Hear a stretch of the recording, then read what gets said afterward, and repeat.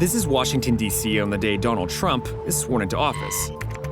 The spectacle here seems to reflect all the controversies of the election campaign. And will, to the best of my ability, preserve, protect, and defend. Justice! Protect and defend The Constitution of the United States. the Constitution of the United States. So help me God. So help me God. So they're throwing a concussion grenade to get people out of here. And people are throwing stones. Jesus Christ! Back up! Back up! This has actually got pretty serious. There's riot cops everywhere. And many who came out to protest today believe that none of this would have even been possible without the hidden hand of Vladimir Putin. So is Trump a legitimate president in your eyes? Definitely not. I don't think it's even debatable that he had help from Putin to get him where he is, and I think Putin certainly has an agenda in doing that.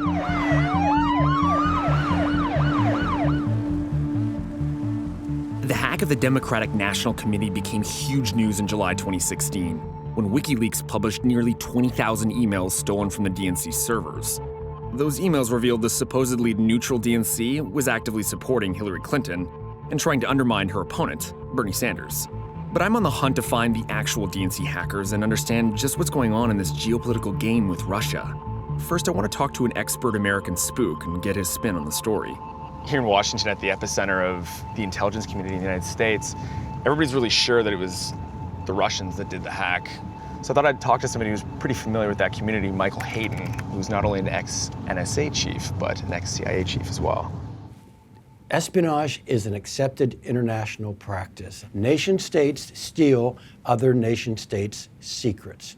If your nation doesn't do that, then it's not fulfilling its responsibilities to keep you safe. For Soviet and American spies, the Cold War was actually pretty hot.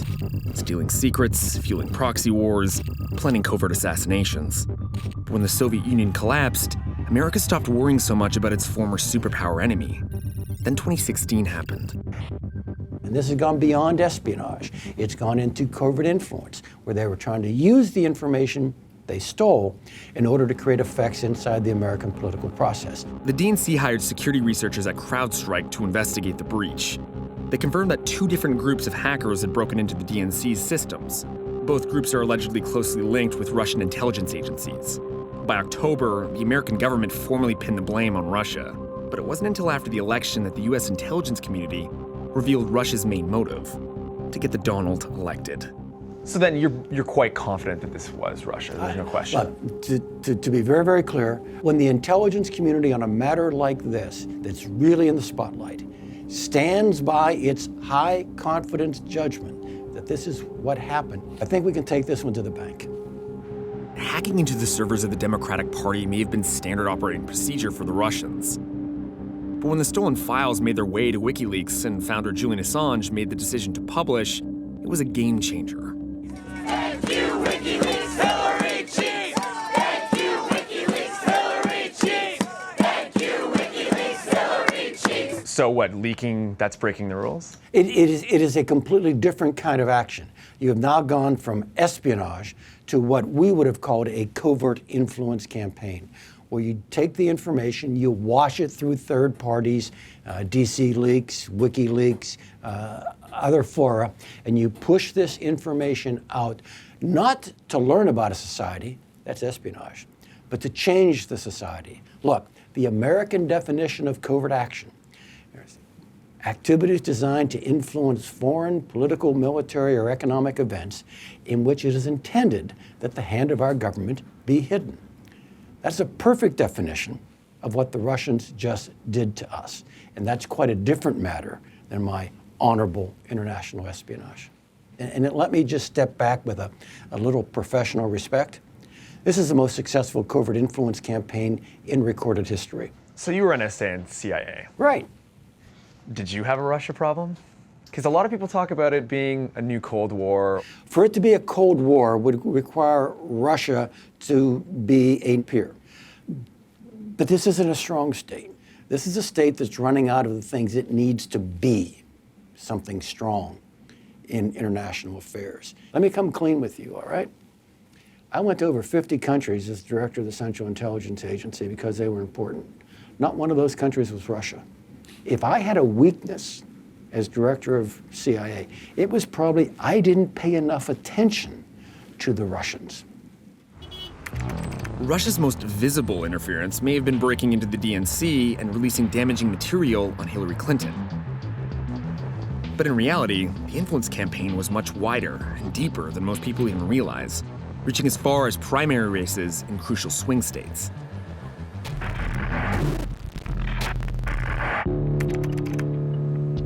In the lead up to the 2016 election, someone hacked into the servers of the Democratic National Committee and handed a trove of documents to WikiLeaks. This is like Watergate, only now in cyber time. Online, a person or persona calling himself Guccifer 2.0 took responsibility and claimed he was a lone hacker. But US officials believe he was actually a front for Russian intelligence. But the DNC wasn't Russia's only target. Russian hackers also broke into the lesser-known Democratic Congressional Campaign Committee. Insiders call it the DCCC. It's an organization that works to elect Democrats to the US House of Representatives. In August, Guccifer 2.0 started leaking DCCC documents related to primary races here in the swing state of Florida. Have you ever played dominoes? Oh yeah, I love dominoes. Not with these guys. These guys are like experts. They really add it all up in their brain, and usually they have big arguments too. Oh, really? Yeah, like, you know, over politics and stuff. Someone really hear a freaks lot out. of political conversations going on. Annette Taddeo was hoping to represent the Democratic Party in the general election. But documents uncovered by hackers revealed something similar to what was discovered at the DNC. The party establishment was actively supporting her over her Democratic rival. Taddeo believes the documents hurt her campaign and eventually cost her the nomination. I remember asking the Democratic Congressional Campaign Committee, are we affected? No, we're not affected, we're fine. Those were the famous last words. Yeah, you were affected. Until I got that text message on my way to a TV interview where they said, the DCCC has been hacked, your campaign specifically, and we don't really know what's out there. How'd that hit you? Scary. I felt like I was naked to the world because everything was out in the open. It's like if you're a football team preparing for the Super Bowl, you have your playbook, and all of a sudden, you know, they steal your playbook and everybody can see it, including your opponent. I think that just like there are laws that say if you steal the recipe for Coca-Cola, you can get in trouble if you publish this information. Just because somebody gives it to you doesn't mean that you can just publish this information. Why is it that when it comes to campaigns, you can get stolen information and yet not get in trouble for publishing it? I think that should not be allowed. But publishing leaked information is an American tradition, and details from the hacked documents appeared in papers across South Florida. And though the hackers may have been Russian, in this case, the leaker was American, an infamous local Florida blogger who was in direct contact with Guccifer 2.0. Aaron Nevins is a former Republican operative who blogs under the alias Mark My Word. You know, for an obscure blog in Florida that was publishing salacious details about Florida politicians, you got a pretty big scoop. How did that happen? Well, ask and ye shall receive, like the Bible says. The hacker or hackers put out a blog post saying, contact me if you want more information. So I sent a direct message that basically said, I'm happy to, if you have anything Florida specific, I'm happy to release it. So just to be clear, what exactly did Guccifer 2.0 give you? Like, how many documents are we talking about here? Oh, it was a lot of stuff. And that's one of the reasons why I started parceling it out to the papers here around the state, because it was every single congressional district divided by district and a folder on each. Gigabytes we talking here? Gigabytes. And they're on my Dropbox still. So why don't you show me these messages you got that you sent to Guccifer? Sure.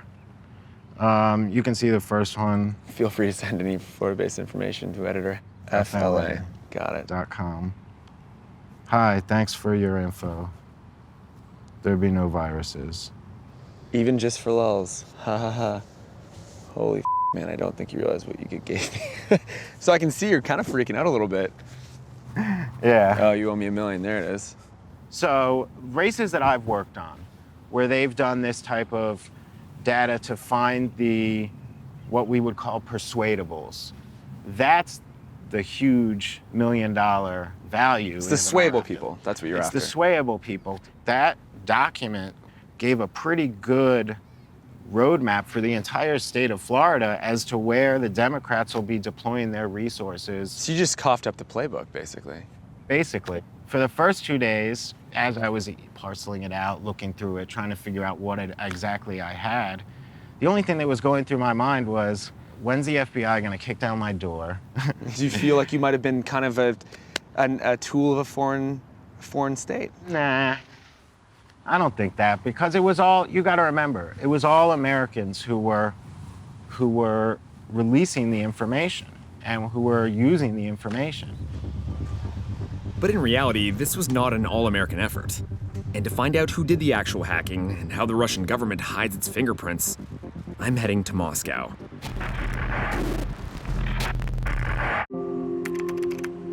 Based on uniform intelligence assessments, the Russians were responsible for hacking the DNC. Before handing power over to Trump, Obama outright blamed Russia for the hack. I'm in Moscow, hunting down the hackers who actually pulled that off. I've worked all my sources, and I've finally met someone who claims he has direct knowledge of the attack. He seems well known in the Russian hacking community, but to protect his identity, I can't say much more about him. This is what he told me. Tell me who you are. I know you can't say exactly who you are, but why don't you describe to me who you are and what you do? Я занимаюсь созданием технологий в области наступательной информационной безопасности. То есть в каком-то смысле меня можно назвать словом хакер, но на самом деле я предпочитаю считать себя инженером. Have you ever been offered to work for Russian intelligence before? Компания, занимающаяся информационной безопасностью, которая крупнее 100 человек, она делает те или иные вещи для государства, в том числе и такие, которые связаны с offensive. Поэтому я думаю... How does that happen? Could you kind of describe that scene for me? Я могу тебе рассказать, как оно вообще происходит, но я не могу тебе рассказать, как оно конкретно в России происходит, потому что я знаю об этом слишком много, чем хотел бы знать. It's absolutely stupid and ridiculous idea to talk about such things when we're staying in Russia. So you do work with Russian intelligence then? Or you have? Sorry, I can neither confirm nor deny this assumption. You know, it's funny because I deal with spies a lot, and when they say that, that usually means yes. It's just your assumption. I know the attack was at least partly a spear phishing operation. Basically, two groups linked to Russian intelligence, codenamed Cozy Bear and Fancy Bear, sent fake emails to DNC workers. Fancy Bear's messages prompted people to change and inadvertently reveal their email passwords. But I want this guy to tell me if it was just that simple. Did you get a chance to look at any of the malware that was used or any of the operations that were suspected to be done by some of those hackers to get a sense of how sophisticated that actor was? Есть некоторый миф, который заключается в том, что для того, чтобы там взломать какую-то большую серьезную организацию, тебе там нужно иметь там супертехнологии, которыми могут похвастаться только супер крутые и супер высокопрофессиональные группы хакеров. I believe that for almost any attacks that we can read about in the news, it can be done even with the stuff which can be publicly downloaded from the internet. What about the allegation that phishing emails had a lot to do with the DNC hacks? Do you think that's a possibility? Я не думаю, что я в принципе могу сказать что-либо по поводу этой истории со взломом ДНЦ. То есть она мне в принципе не интересна, и я ее даже не изучал, если уж на то пошло. Ты не изучал, но тем не менее ты слышал. Ты же как ты эту информацию анализировал, если это тебя зацепила аббревиатура? Да, я слышал слишком много, чем хотел бы. Ну и что ты обо всем этом думаешь? Кто все-таки мог такое сделать, если говоришь, это настолько легко и тривиально? Блин, вы не врубаетесь. Мне не нужно ничего думать, потому что я, блядь, знаю наверняка, кто это сделал, но суть в том, что я не хочу об этом говорить, понимаешь? Это point. So he's saying that he knows for sure he's done it, the DNC hack, but he doesn't want to talk about it, and that's his point. And as for DNC hacks, I don't want to provide you any information about this because, you know, it's pure insight. I know this information only because some people who told me something did a big mistake when they told me these things, and it's not something that they was permitted to do. I'm still not sure why this man in the shadows who seemed so nervous agreed to be filmed in the first place. And our conversations raised more questions than they answered. I started to get a little paranoid that Russian intelligence might be getting onto me and the story I was investigating, the biggest hack in history that was widely believed to directly involve them. I heard the Russian government was aware of my reporting in Russia, and that's never good. Then, like what's happened almost every time I've started reporting from this country, the story somehow got murkier and weirder. And if he's telling the truth, I'm about to meet a guy who actually hacked the DNC.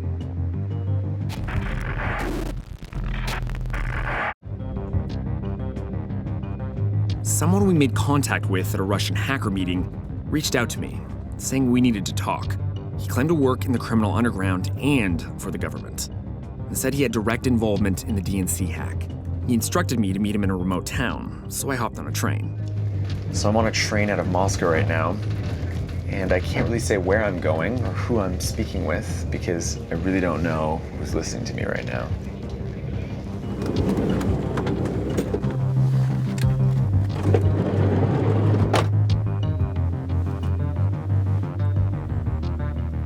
Online, the person I met was eager to talk, cracking jokes and sending pictures. But in person, what I saw was a chain-smoking stress case.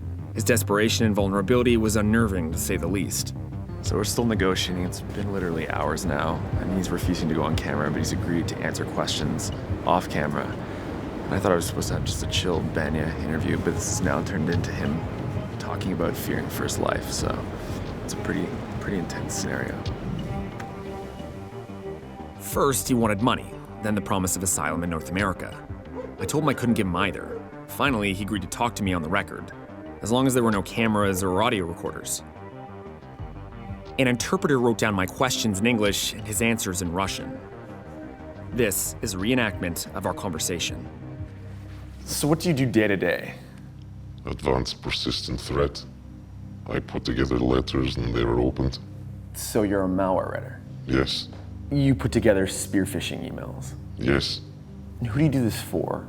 For myself, to get money. And who do you work for? We work for someone who orders, someone who comes to a forum who orders, and I check where to channel money. So you talk about these forums where someone comes in and commissions something. Do you know who it is? Like someone in the government, FSB, GRU, Department K? They won't say they're from the state. All these forums are curated by the state.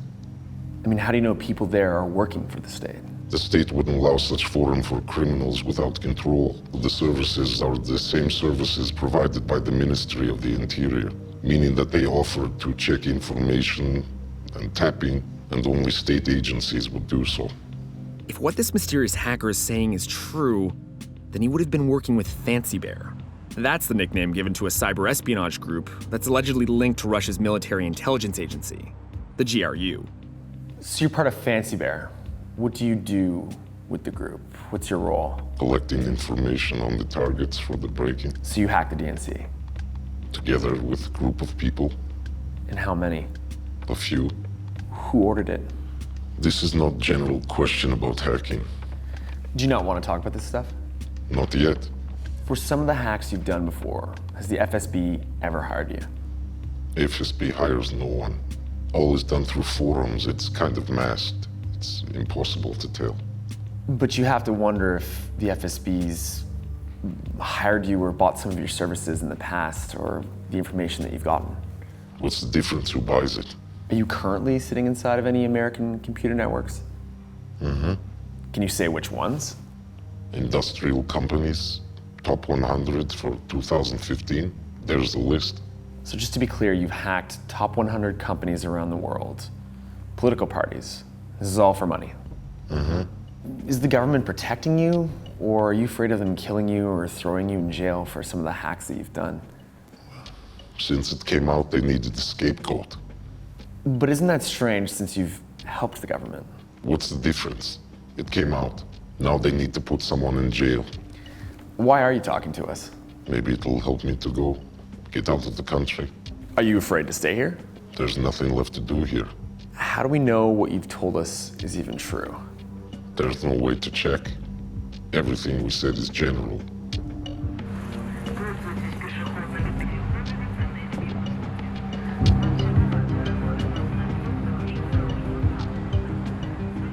This might be the closest I'll come to the real source of the 2016 election hacks. If this man is telling the truth, the US intelligence community was right. The Russian government did in fact order the attacks, but the individual hackers behind the keyboards could have been freelancers who were hired or pressured into doing the work, or who didn't even know what they were doing. And that is definitely the MO of Vladimir Putin. The question is, why? And what will America do next?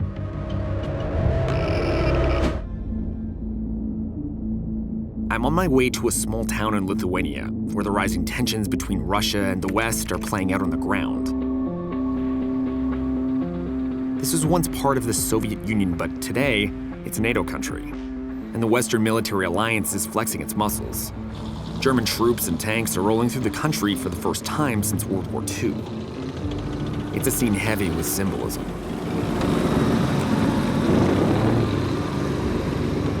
So as you can see behind me, these are German tanks being deployed into Lithuania, which is part of a larger NATO plan to offset Russian aggression in Eastern Europe. And that aggression includes targeted cyber warfare. The Baltic states, Estonia, Lithuania, and Latvia, are three former Soviet republics that became full members of NATO. They joined other East Bloc nations that aligned themselves with the West after the Cold War ended. Today, many of these countries find themselves in the crosshairs of Russian cyber attacks. But the biggest job that Putin's hackers ever pulled off was during the 2016 US election, where they sowed doubt in the entire democratic process. To intelligence officials, the hacks and leaks were classic Russian tradecraft. But to the powers on Capitol Hill, it was a serious wake-up call. Amy Klobuchar is on the US Senate committee that oversees federal elections. She was also part of a bipartisan Senate delegation that visited the Baltics after the November vote. When did you go to Eastern Europe? Well, we left the day after Christmas, and based on the trip that I just took, this is nothing new. Those Baltic states have heard this record before. You think about Estonia. Russia got mad, they cyber hacked them and shut down their internet service. Lithuania invited members of the Ukrainian parliament from the Crimean area, that's the area that Russia has annexed. What happens to Lithuania? Many, many attempts to hack into their accounts and to go after them. This is not just one incident and one political presidential candidate and one political party or even one country. This is a modus operandi that they have used across the world. The hacking is particularly aggressive in countries that were traditionally inside Russia's sphere of influence. And now NATO is trying to find ways to combat it. So this is the NATO Strategic Communications Center in Riga, Latvia, where they're studying Russian information warfare. One of the missions of this center is to help NATO countries resist Russian propaganda, social media, and disinformation campaigns.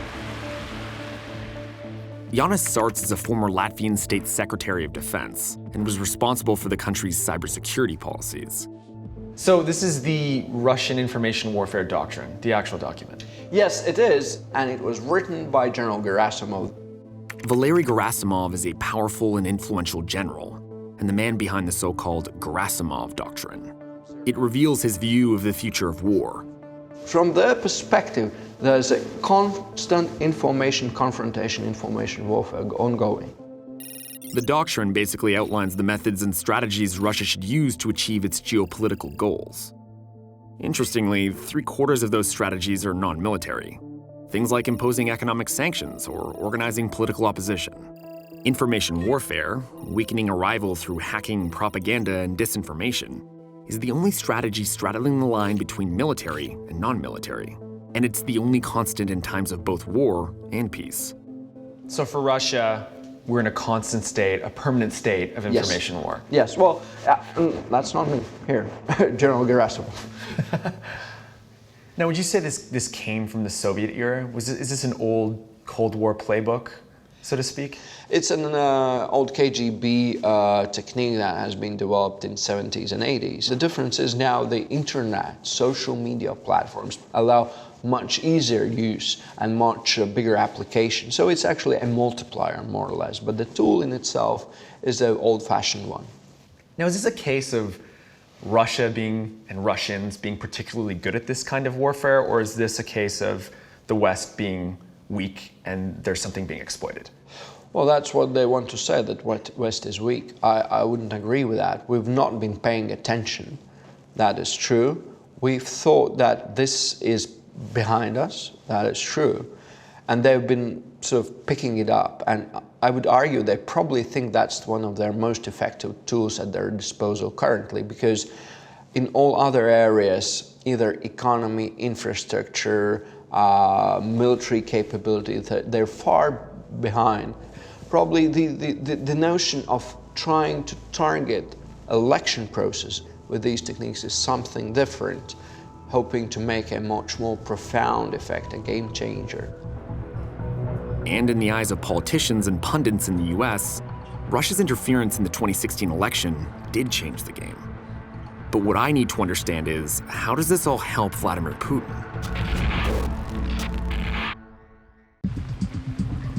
Once US officials concluded Russia interfered in the presidential election, you can be sure they started plotting their response.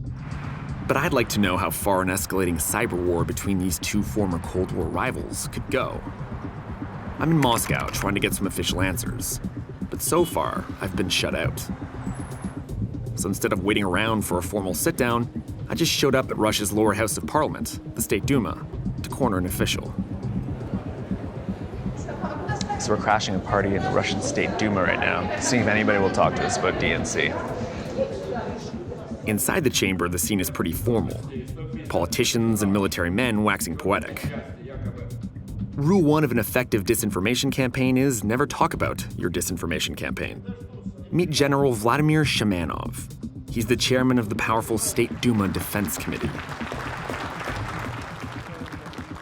Shamanov was once commander-in-chief of all of Russia's airborne troops, but he might be better known for human rights abuses that happened under his command in Chechnya. I was hoping he could talk to me about the next moves in the conflict between the US and Russia. He agreed to talk, but first, this awkward elevator ride with a man human rights groups want investigated for alleged war crimes.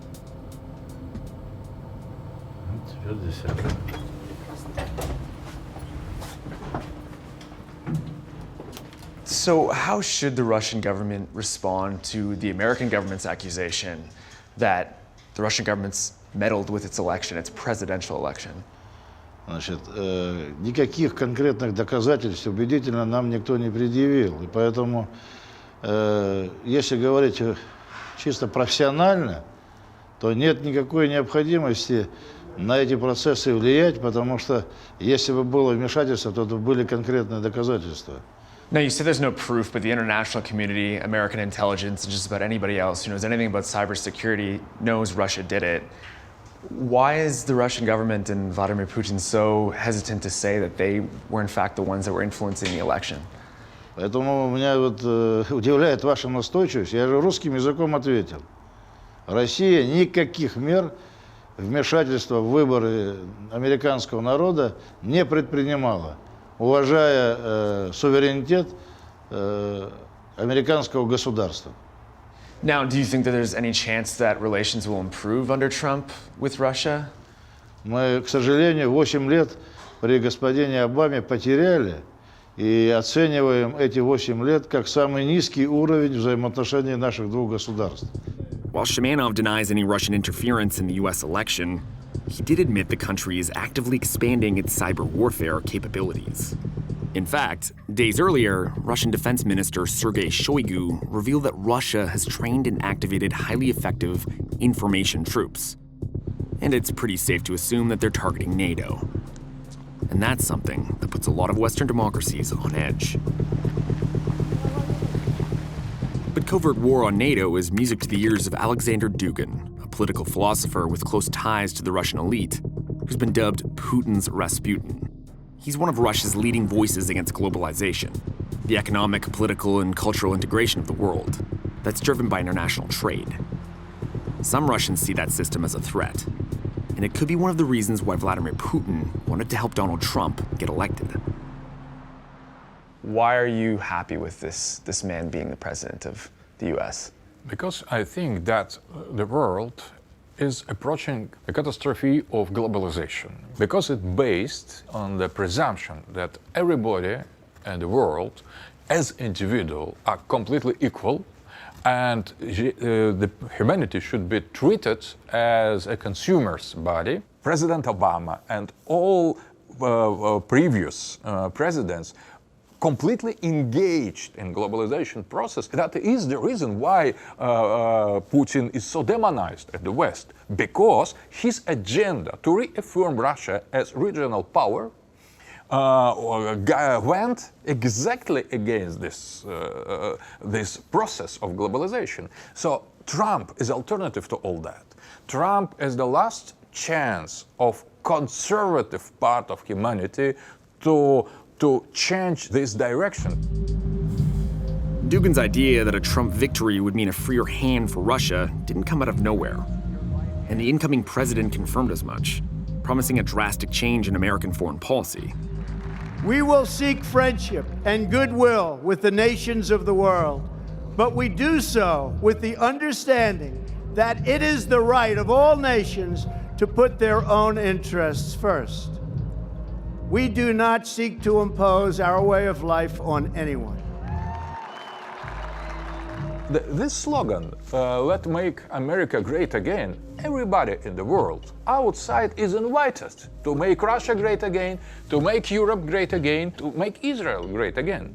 Everybody is free to repeat the example for Donald Trump. If we, for example, could expand our influence outside of Russia, we will be free to do so. Meanwhile, Dugin believes that both NATO and the European Union are doomed to fail. And though he hopes Trump will usher in this new world order, he denies that Russia's hacking helped put him in office. We did nothing, except we prayed for Trump, we dreamed of Trump, we wished the victory of Trump. Maybe some of our hackers not only prayed and dreamed, but as well intervened. But I think it's what on the small scale, maybe they could affect 3 or 4 waters. But for Russia specifically, is the rise of Trump, the dissolution of NATO, the dissolution of the EU, is this all a good thing? Yes, I think that is a kind of event that is strictly linked to the victory of Donald Trump. Thank you, Donald Trump. Alexander Dugin believes that a Trump presidency is good for Russia. But there may be another reason Putin got involved in a US election: payback.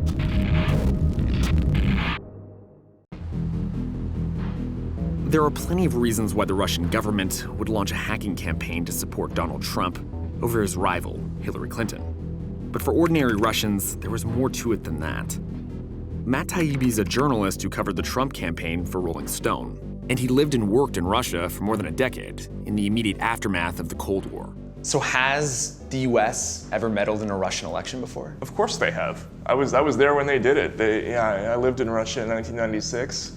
We more or less openly meddled in Boris Yeltsin's re-election campaign in 1996. We bragged about it on the cover of Time magazine. If you go back and look, in July of 1996, there's a big picture of Boris Yeltsin, and the headline is "Yanks to the Rescue." It was an extraordinarily sophisticated operation that they pulled off. Yeltsin was going to lose that election. If you looked at it a year out, the communist Gennady Zyuganov was way up in the polls. He was going to win. And Yeltsin had this tremendous unpopularity problem. And that's when there's this series of events, and America was in the middle of all of them. They gathered together all the future oligarchs. It's clearly a deal where they're going to be the recipients of this massive privatization program. It's a quid pro quo. We're going to give you these oil companies. You, in turn, are going to give Boris Yeltsin campaign contributions. He's going to flood the air with commercials. He's going to win the election, and then he's going to turn over political power to you, right? And we're going to bring over Americans to help organize the campaign. For Russians, when I bring this stuff up, they laugh at me like, yeah, don't you remember what you guys did in '96? And you expect us to feel guilty about this stuff? I mean, come on. Russians might think interfering in the 2016 US election was an acceptable move in an established game. But for many Americans, it was breaking the rules. And in political circles, the extent of Russia's interference was a call to action. We can have all the technology, all the tanks, all the people, but if we're not fighting the next war, we're in trouble. And cyber is the next war.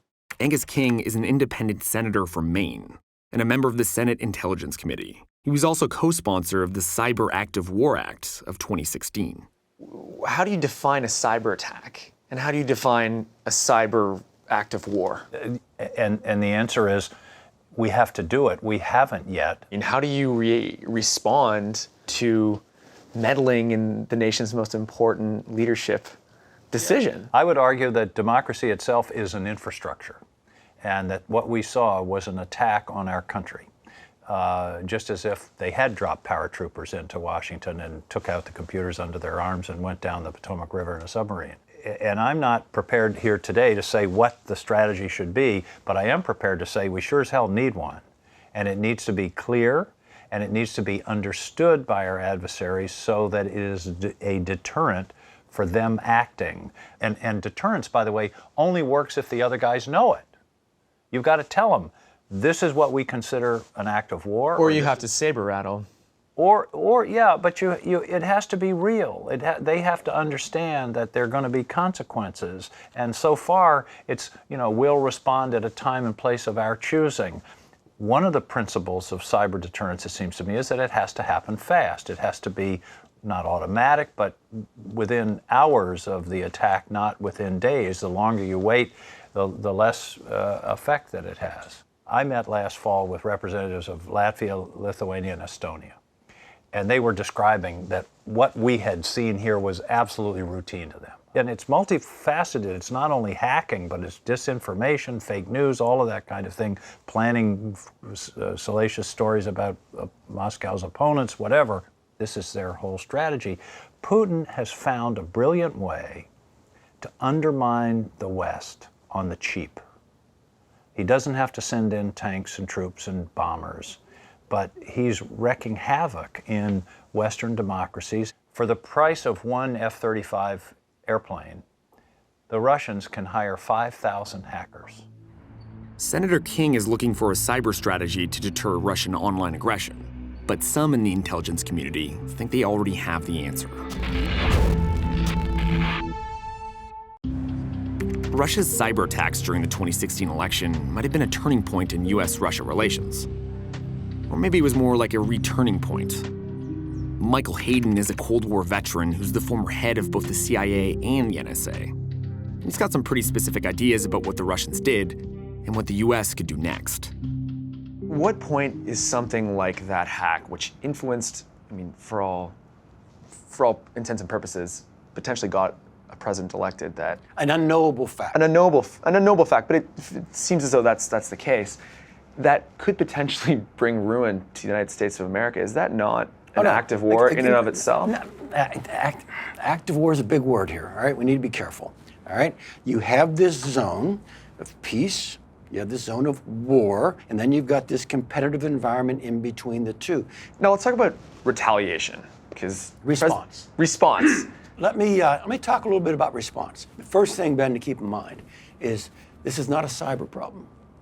This is a Russia problem. And once you've done that, Ben, your response then has a much wider range of possibilities that you could use to push back against the Russians, to actually point out to them, you know, this is kind of unacceptable. Frankly, something I would really support is I would sell or give a whole range of defensive arms to the Ukrainians, something that we've refused to do. That gets their attention. If you want to do something in the cyber domain, the Russians just use a cyber espionage event to weaken American democracy, or try to weaken American democracy. All right, game on. We're going to use the cyber domain to weaken Russian autocracy. What do I mean?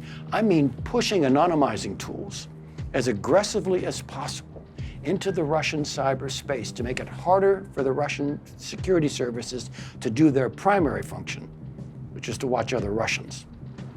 But as the Americans weigh their options, some worry that an aggressive U.S. response will lead in only one direction: escalation. Matt Taibbi sees the dangers. Judging from your experiences living in Russia for so long and also seeing what's gone on in the last few years between Putin and Obama, how do you see that Russian-American relationship going forward now that we know that they did indeed intervene in a presidential election? One of the things we were always cognizant of is that the military-industrial complexes of both countries missed each other after the Cold War ended because they had been enormously useful to each other financially. The idea of one being a threat to the other, that the expansion of NATO necessitated this enormous investment by the Russians, and likewise on the other side. And I think that's what we're going to see playing out now, that Russia and America are going to rediscover each other as enemies, and they're going to rediscover the utility of each other as enemies. There's no way Trump and Putin are going to stay friends forever. I don't think so. I just think that there's too much momentum in the direction of this sort of new Cold War for that to really last. Obviously, America and Russia do have common interests. They always have had common interests, and especially with global terrorism, ISIS, there are issues where it's actually beneficial for us to work together, but they need each other as enemies more than they need each other as friends, unfortunately. And they're going to, I would imagine, begin to divide up spheres of influence again, the same way they did before. And we're going to see a massive rearming campaign, and there's going to be a lot of money thrown at that, at espionage and weapons, and that's where I see it going. As I witnessed in Lithuania, that rearming has already begun. And since the election, more and more cash has flowed into the military, both in Russia and the US. But it's hard to know where all this ends up and exactly how or if an information war launched in cyberspace will eventually play out on the ground.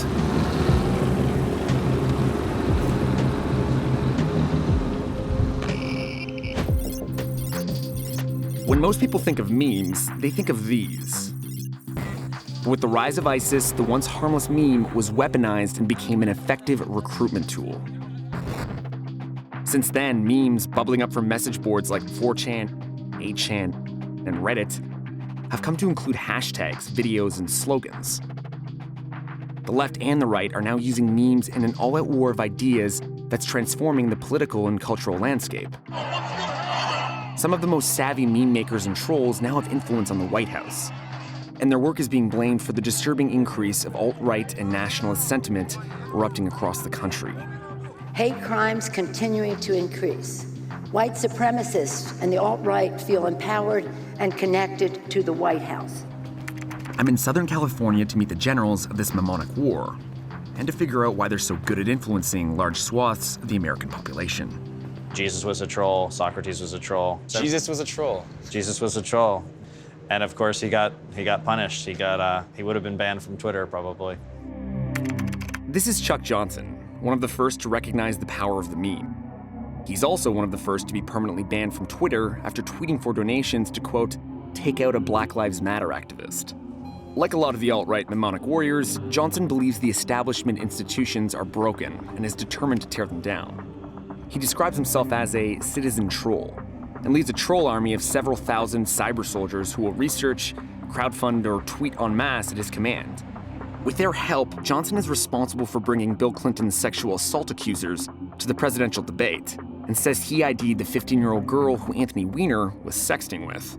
One of the things that people like to do is copy ideas that they agree with and spread them. And memes are sort of perfectly adapted for that. You've been able to kind of disrupt American society in the American presidential election, right? That's true, yeah. Democratic Party having lost the election, they're trying to figure out why they lost. And so they blame Russia or they blame Comey. And really they should be blaming the trolls and, the 16-year-olds who were part of Trump Nation, who are sharing things, making memes, making jokes. I have to imagine that there's some intelligence agencies that are interested in what you do. I don't know if I'm allowed to say which ones, but yeah, I've talked to intelligence agencies. And what are they asking you about? They're asking me how it works.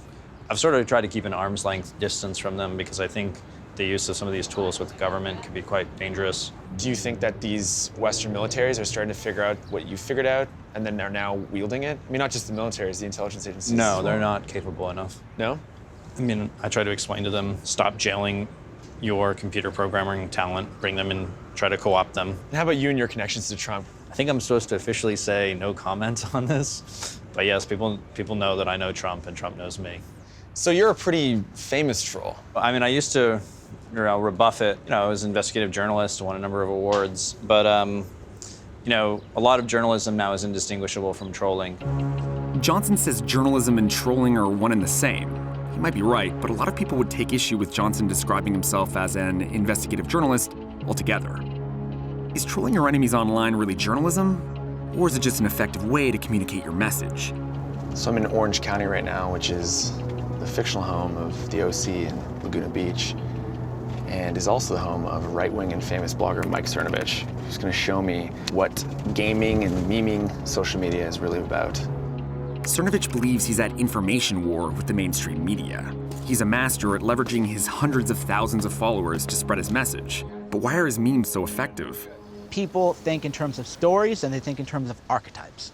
An archetype would be masculine, feminine, strength, weakness. Those universal themes about people. So the image has to be viscerally impactful, but then the messaging also has to be clear. Because for a meme to spread, you want to catch hold like that. And then you want to make it easy to share and you want it to be compelling. And of course you want it to be fun too. So people who try to understand what I do in a literal term, they can't understand it. They're going to think in terms of words, and really you want to think in terms of image. How does a meme travel through a network? You learn that a hashtag is a rallying point for people. You learn this by following Black Lives Matter, by following the Arab Spring. Twitter, that's why it's so powerful, is you can get a hashtag online and then you can do things with that. If you get enough people talking about a subject, that becomes newsworthy in itself because it's, oh wow, look at all these people talking about that subject. Then you create a news cycle, and now other people have to respond to your stories. So could you show me what you do exactly on Periscope? Yeah, for sure, we'll do it in real time. Periscope is a live streaming video platform that allows users to broadcast directly to their followers and get feedback in real time. I have fancy equipment, I have a green screen, I have light boxes, I have the big camera, but really the power here is just the smartphone. So I'll show you how I'm going to take a hashtag that we never created and I'll show you how we get people involved. And we're back. Mike Cernovich, DangerandPlay.com, Guerrilla Mindset, how you doing? A lot of you want to know what is next. So what is going on? What's going on is there are so many of us and we got to meet more in real life. So we're announcing a brand new project. Here's the next idea. Tell me what you think. Regional meetups all across the country. We're going to call it hashtag MAGA meetups. And by the way, while you're doing this, post to the hashtag on Twitter, MAGA-MEETUPS. 20 minutes later, he had about 500 people ready to spread his message. I'll talk to you soon. So do you just do that every single day? Yeah. You don't prep, you Nothing. just riff. Exactly. But also you do quite a good job of speaking to people personally as if they know you. Well, it's eye contact. Like we're talking and making eye contact with you. If people believe you're listening to them, even if they don't agree with you, they're like, But ultimately, who's the arbiter of truth? In January 2017, 4 black teenagers in Chicago kidnapped and tortured a white 18-year-old and broadcast the whole thing on Facebook Live. It was a deeply disturbing act, but 2 days later, a hashtag started trending on Twitter, linking the kidnapping to the activist group, Black Lives Matter, even though there was no evidence of any connection between BLM and the kidnappers. Mike Cernovich was the architect of that hashtag. You're accusing CNN and elsewhere of being fake news. Fine, you have that perspective, yours to have. However, if you're going to spread a hashtag BLM kidnapping, and it's not based in fact. It's the culture. But were these people hatred. involved with BLM? They were part of the culture. But is of being hatred. black part of BLM? They were part of the culture of identity politics and resentment fed by the media. Now, what you can say, Mike, that's unfair. You shouldn't do it. I mean, I think it's a reach at the very best on your in your perspective. It's okay to use the culture and the power structures and these structural type arguments to blame anything possible on Trump. But when I use that same justification, then suddenly there's skepticism and where's your real evidence and you need to connect the dots. I've seen this kind of argument on MSNBC, I've seen it on CNN, I've seen it on Fox News, I'm seeing it right now. The idea that, well, they did it, we can do it too, and they're all calling each other fake news. Yeah, it's hilarious. All the research surveys show that trust in media is an all-time low. In the world of fake news, truth may have taken a backseat to spectacle. But if right-wing meme makers aren't always using facts to win hearts and minds, what are they using?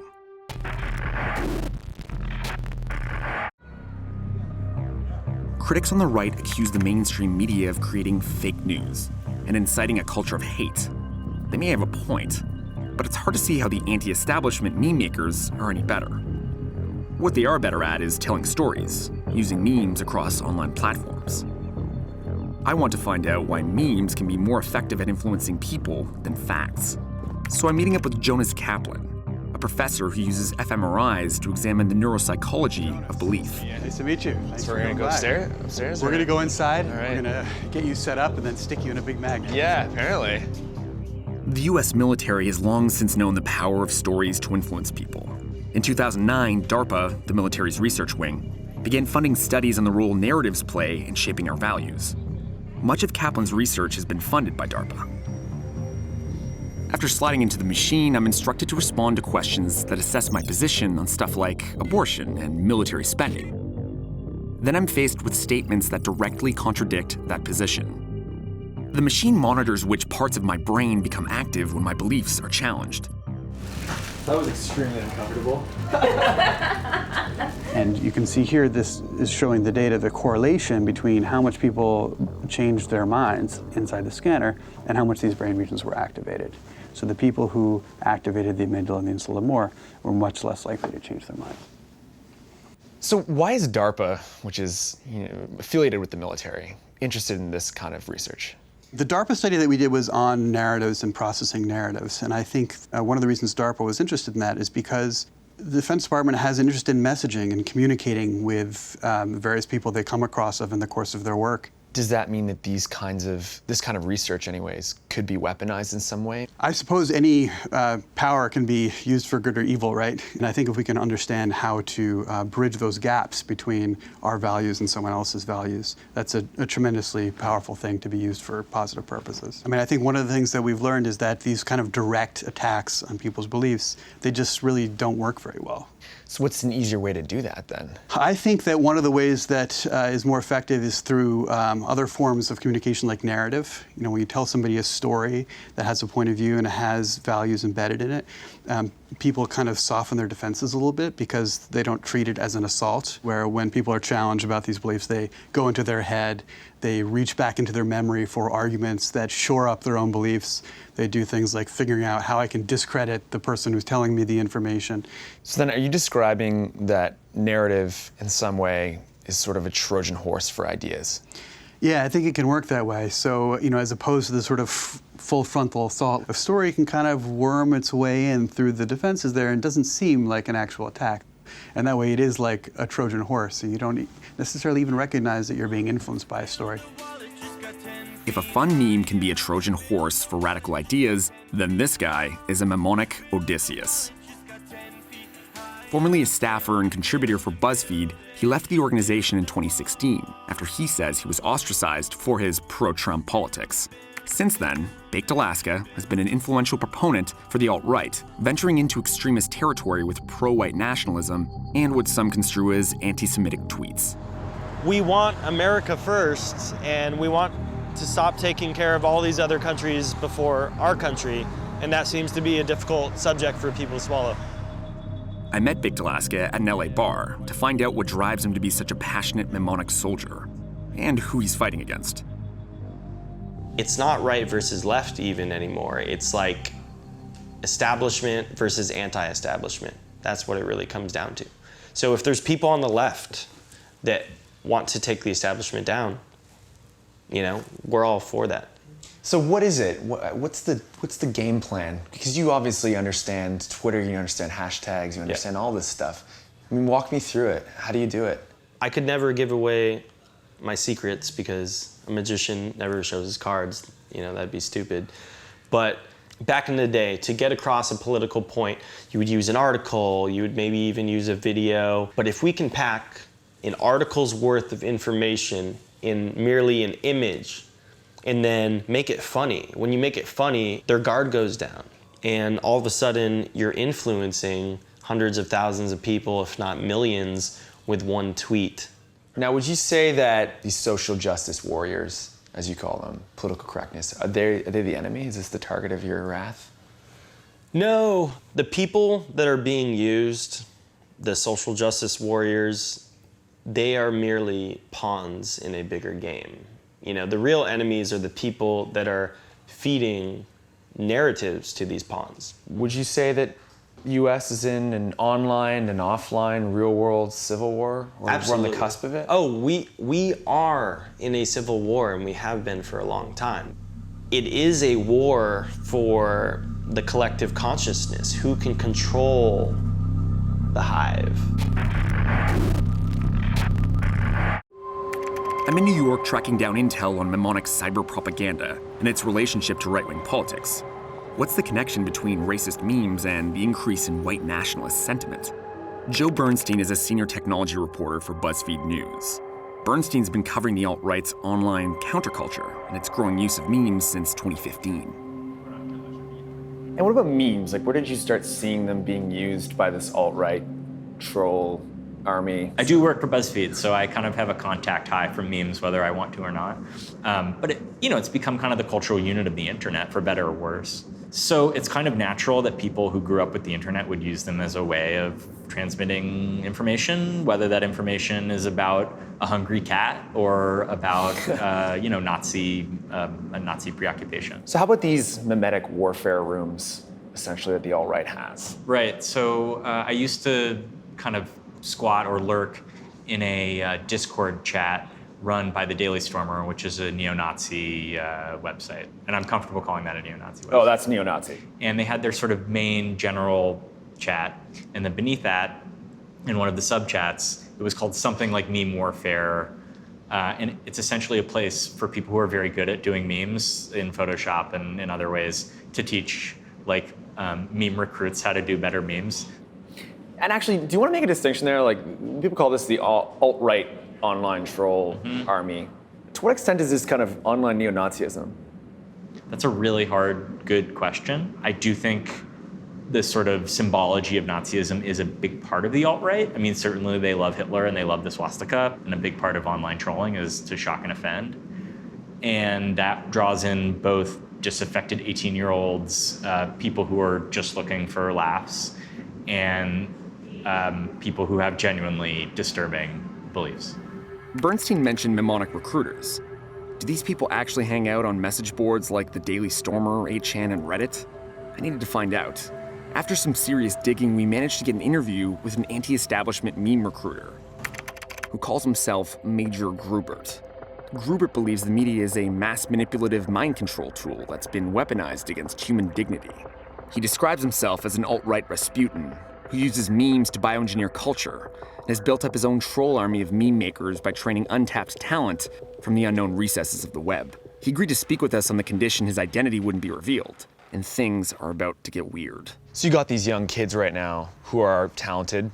Yeah, I see in them this level of nihilism that they don't have a f***ing future the way things are going. You talking from an employment standpoint? They have no economic future, they have no romantic future, there's no families waiting for them in the future, there's nothing. And they feel it. You see, we live in an age where everything we do, we say, we think is filtered and monitored. So how do we exchange information freely? Well, we use art, we use pictures. We take an image, we infuse it with our intention, and we slide it under the door of censorship, of algorithmic suppression. The mistake they made was moving our culture and our information online, and then engaging in an information and cultural war with the generation that grew up waging war online. They look at their systems like programs. We look at their systems like video games. That's why we're winning. We have effectively taken a generation and shifted them one step over to the right. A growing army of anti-establishment, cyber-savvy meme makers could be a real problem. To find out what the establishment is doing about it, I'm heading to Washington to talk to one of its rising stars. I'm in Washington, D.C. to find out how the establishment is responding to an alt-right army of cyber meme makers that might have helped fuel an increase of racist sentiment across the country. USA! USA! I stand up and I defend white people. And in this country, you're not supposed to do that. One of the politicians keeping a close eye on the rise of white nationalism is New Jersey Senator Cory Booker. So, you're one of the rare politicians that not only knows what a meme is, but you understand the power of a meme. How did that happen? In the early 2000s, I started seeing this social media revolution going on and saw the power and the potential in using these platforms. But clearly in a world of terrorism and bigotry and hatred and purposeful misinformation, these platforms can be used for negativity as well. I mean, how do you stop this stuff, and can you? I think it's important for us to govern ourselves and be delicate there, especially when you're getting into First Amendment rights. And I think there's a corporate responsibility too, where you create these forums, whether you're Twitter or Facebook or Instagram, they do have standards.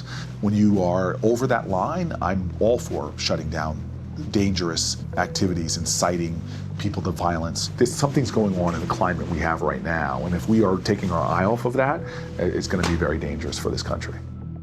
But will monitoring social media platforms be enough to stop the meme revolution?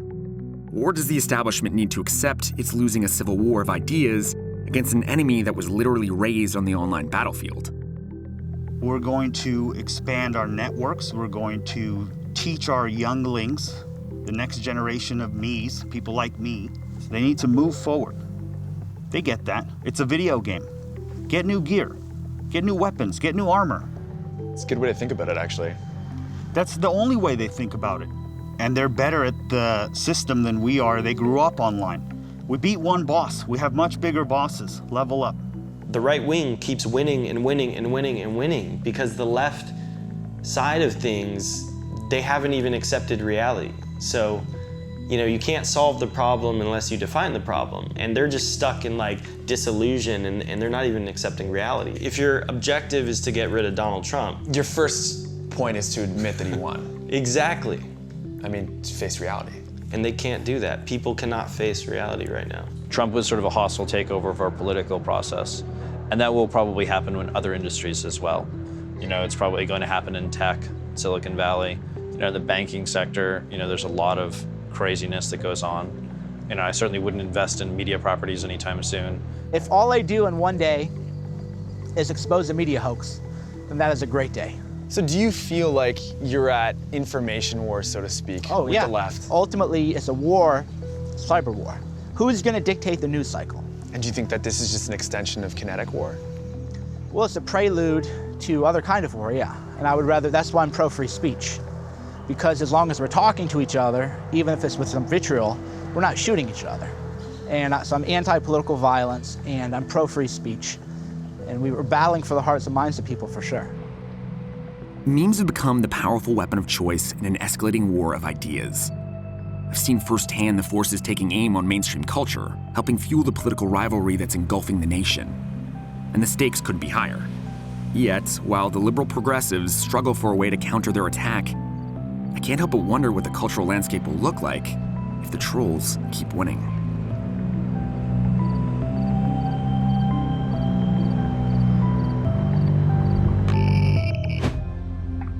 It's a pillar of America's war on terror. the US government runs a cyber surveillance machine tapping and tracking suspected terrorists around the world. In the shadows, American spies use it to put names on a top-secret kill list, and then tick them off by covert assassination. Oh, you got it. Osama bin Laden was infamously at the top of that list. But in order for this surveillance machine to work, the US has turned foreign countries into virtual Big Brother states, using methods which would be illegal on American soil.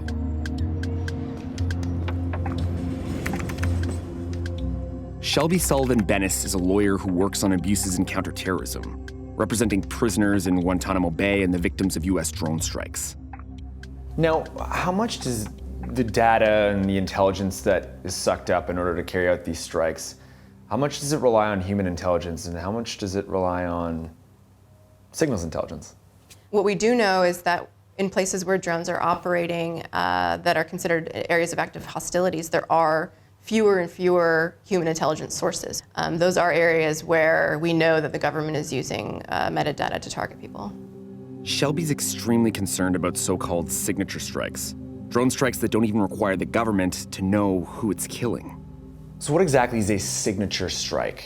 So a signature strike is essentially when the government identifies a target based on a pattern of behaviors based on metadata that they've determined signal you as a terrorist. So this can be using several different cell phones with a single SIM card, only receiving calls and not making any phone calls. So it's basically when the government kills people that they don't know who they are.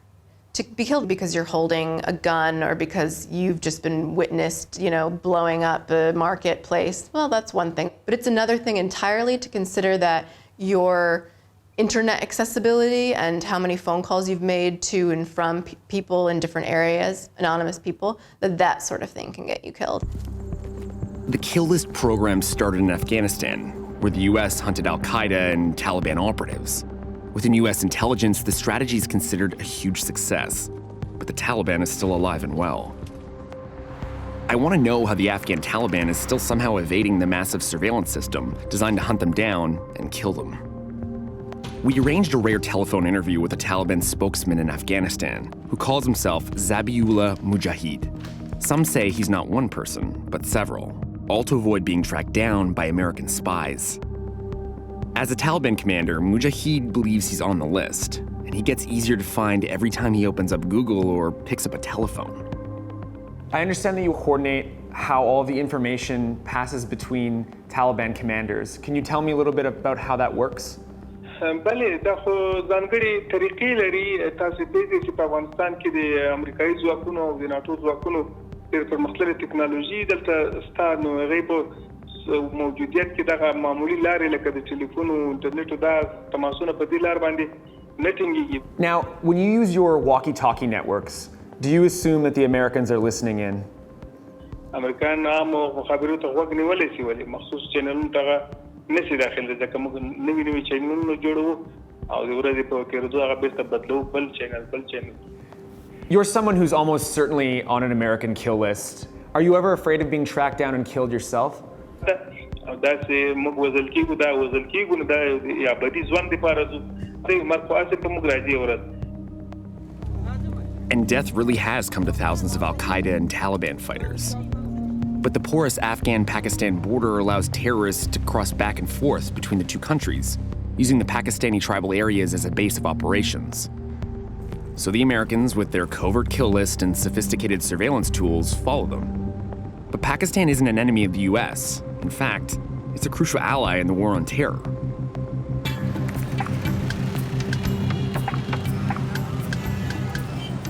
I'm going to Pakistan to see how the Americans run a targeted killing campaign in a country they're not at war with.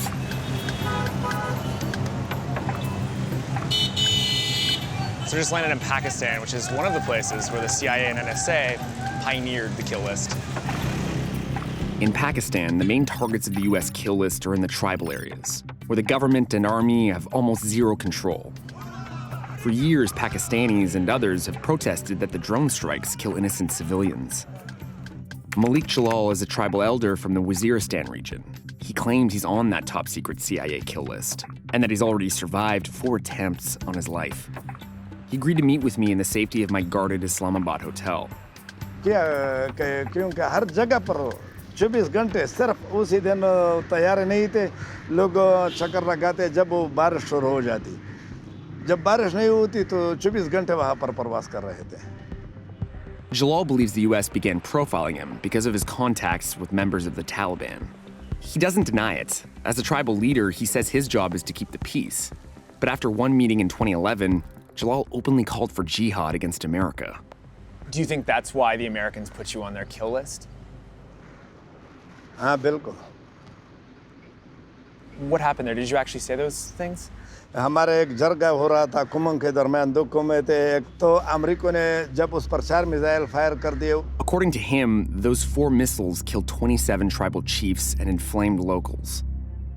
इसी वजह पर मैंने ये अमेरिकियों के खिलाफ जिहाद का ऐलान कर दिया क्योंकि अगर मैंने वो ऐलान नहीं करता तो वज़ीरिस्तान में और गुस्सा ठंडा करने के लिए मैंने ये बात कही कि ये लोग आराम से बैठ जाए बस जो हो गया वो जुल्म कर दिया उसने Declaring jihad on America isn't exactly the best way to stay off a kill list. And since there's no way of knowing for sure if you're on it, there's no way of getting off it either.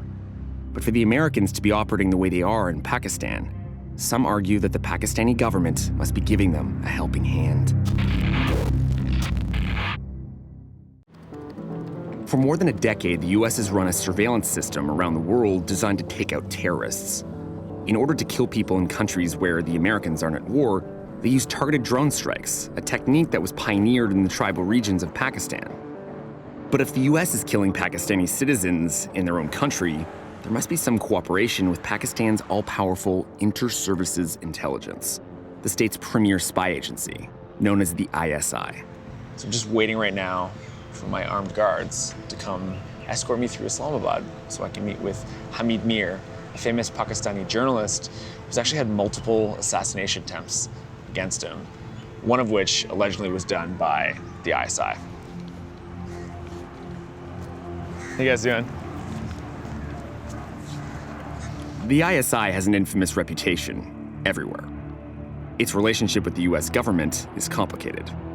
Since the Cold War, Pakistan's been a vital ally in one of the most strategically important regions in the world, and it receives billions of dollars in US military aid. But what makes Pakistan such a valuable asset for the US and its intelligence agencies? Think like an American policymaker. Think like an American general. So his problem is Iran, his problem is China, his problem is Russia, his problem is Afghanistan. Pakistan is in the center. Hamid Mir is one of the most prominent journalists within Pakistan to report on the covert collaboration between Pakistan and the US. So how dangerous is it to report on things like the ISI and drone strikes in this country? I can only give you an example. There was a journalist, his name was Hayatullah Khan. He was the one who disclosed the secret of drone strikes in Pakistan because he was living in North Waziristan and he was the one who pictured part of American missile and it was written made in USA.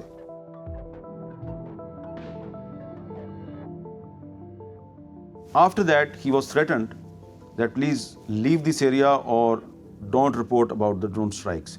But after that, he was kidnapped and then he was killed. So, I mean, you were shot too. I was also shot. There are many other journalists they were also shot.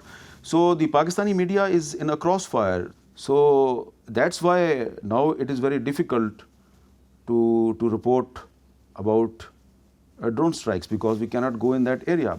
And if we have some contacts in that area and those contacts are providing information to us, so they become also vulnerable because not one, not two, not three, not Pakistani, but many non-Pakistani intelligence agencies, they are listening our phones. Everyone is listening our phones. We are exposed to everyone. So we are not safe.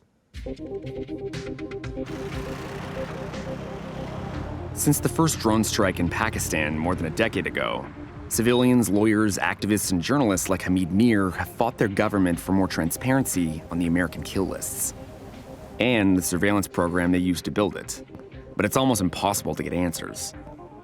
Mohammad Nafeez Zakaria is the face of Pakistan's Foreign Office, the equivalent of the US State Department. He agreed to an interview, but only if we sent him questions in advance, something we don't normally do.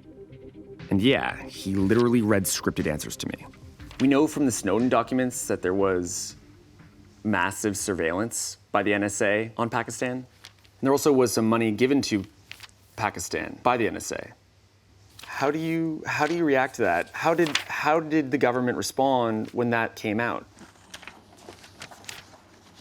Well, I think when this issue came up of surveillance in 2014, actually we immediately sought explanation from US over these reports, and we actually asked to respect the privacy of our citizens. And I think we also made them realize that this was against the spirit of friendship to subject a friendly country citizen to surveillance. How does Pakistan reconcile the illegal spying and drone strikes within its territory by the US and then also have a security relationship with them and a diplomatic relationship with them? So Pakistan has not and will not reconcile on this issue. This breaches the mutual trust between the two countries and obstructs the meaningful cooperation which is going on between the two countries to counter terrorism. Between the lines of Zakaria's answers, the question remains: how much does the Pakistani government help the US with the kill list and the surveillance state required to sustain it?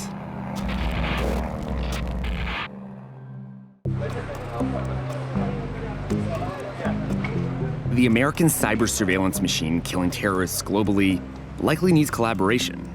And as a key ally in the war on terror, Pakistan allegedly gives the US access to some of the mass surveillance it conducts on its own citizens.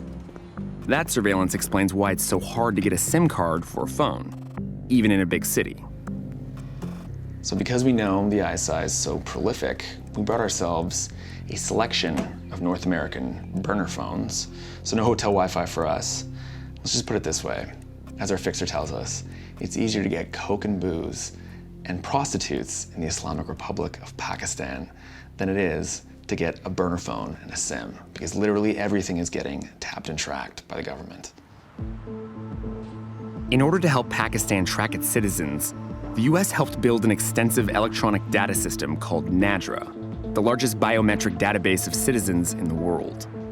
Everyone in that database is required to provide facial and fingerprint information, and a NADRA-issued ID card is required for everything from banking to buying a train ticket to getting a SIM card for your cell phone.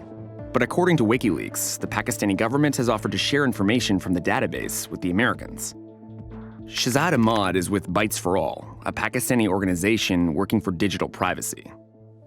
SIM cards, it used to be fairly easy, and then again, it is security-centered approach.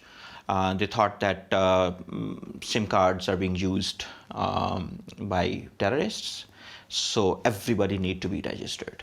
And what they did was linked the verification of the SIM cards with the citizens database. NADRA, right? NADRA.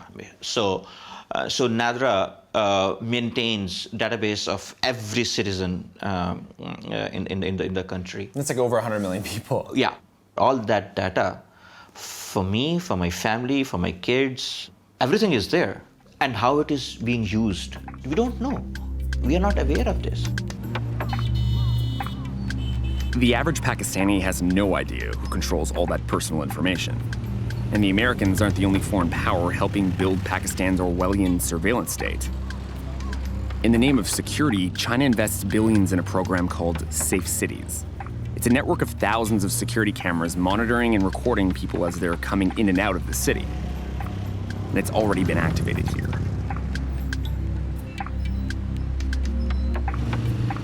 So China basically just exported their Big Brother CCTV systems to Pakistan. We have all the reasons to believe that. What they are doing with this data that has been generated on daily basis. We know that we do not have any data protection laws in this country. We do not have privacy commissioners in this country. We do not have any other legislation or any other oversight mechanism that could ensure that the data being generated by these cameras or this Safe City project is not going to be abused or misused. And with so much interest from China, who unfortunately is known for being enemy of the internet and enemy of the cyberspace, we need to be worried. Ahmad worries about all this personal data that's collected by foreign governments. And given that the US government uses surveillance data to target and kill people in Pakistan, the stakes are incredibly high.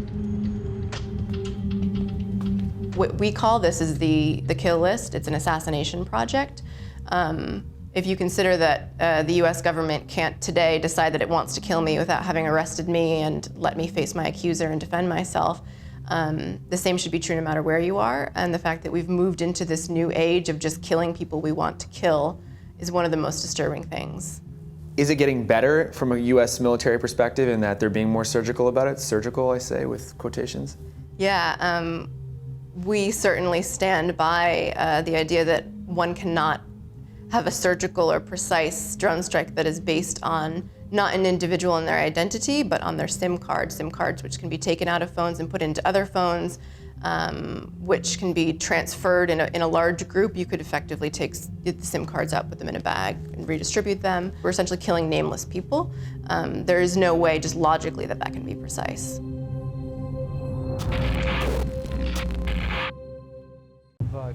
It's almost indisputable. The American government runs a mass surveillance system tracking terrorist targets around the world, and they've used the information they collect to build a bona fide, global, data-driven killing machine. Since the beginning of the War on Terror, the US has annihilated al-Qaeda's formal command structure and taken out senior Taliban. But there's no doubt that the Americans have killed innocent people in the process. I'm in San Francisco to meet someone who was part of that drone program. It's a really large system. You can think of it as an internet of hellish things. Lisa Ling worked on the data system that makes drone strikes possible and has since become an outspoken critic of the program. But I mean, you're somebody who helped identify, 121,000 insurgents? That's what the paperwork does say. Do you feel guilty about that? I feel like it's unforgivable, it's unconscionable. When I joined in '91, right, I thought perhaps maybe I would have to kill someone. Maybe that's possible. I mean, nobody joins the military and does not think about that, right? But never in my wildest dreams did I think I would participate in the identification of 121,000 insurgent targets. And really what we mean is mothers, fathers, sisters, brothers, uncles, those are quote unquote insurgent targets, right? Ling has no idea where those targets were or what happened to them.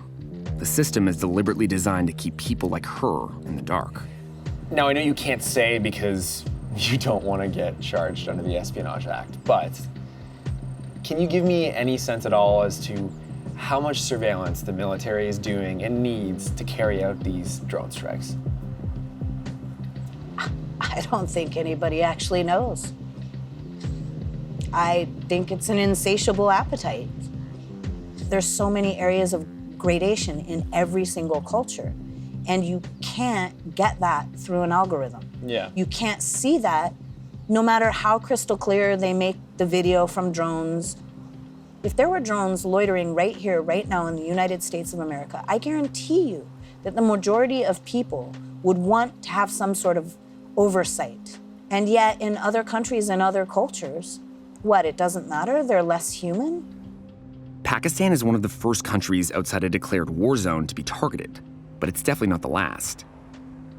Today, the killing program is operating in Libya, Syria, Yemen, Somalia, Iraq, and of course, Pakistan and Afghanistan. But is this industrial killing system designed to eliminate America's enemies really just creating more of them? Hamid Mir thinks so. Unfortunately, wherever they they are using their troops or the drone strikes, we don't see peace. The Afghanistan is facing suicide attacks, Pakistan is facing suicide attacks, Iraq is facing suicide attacks. So suicide attacks are still there. Drone strikes are still there, and suicide attacks coexisting. I want friendly relation with the America, and America also need friendly relations with Pakistan. But unfortunately, our governments are playing double game with each other, and we are paying the price. The Americans have already decided that the strategy of killing foreign targets based on electronic surveillance is working. In fact, under President Trump, the military and the CIA now have expanded powers to carry out more strikes and targeted assassinations. But even if the endless kill lists are taking out bad guys, the policy itself may be threatening America's core values. The protection of privacy, the presumption of innocence, the right to a fair trial, and the ability to face your accusers. It's a system that could not be deployed against Americans in their own country. We contacted dozens of US officials directly or indirectly involved in the kill list program. Not one would agree to talk to us about it on the record. And so the lists keep growing, American enemies keep fighting, and the body count keeps rising.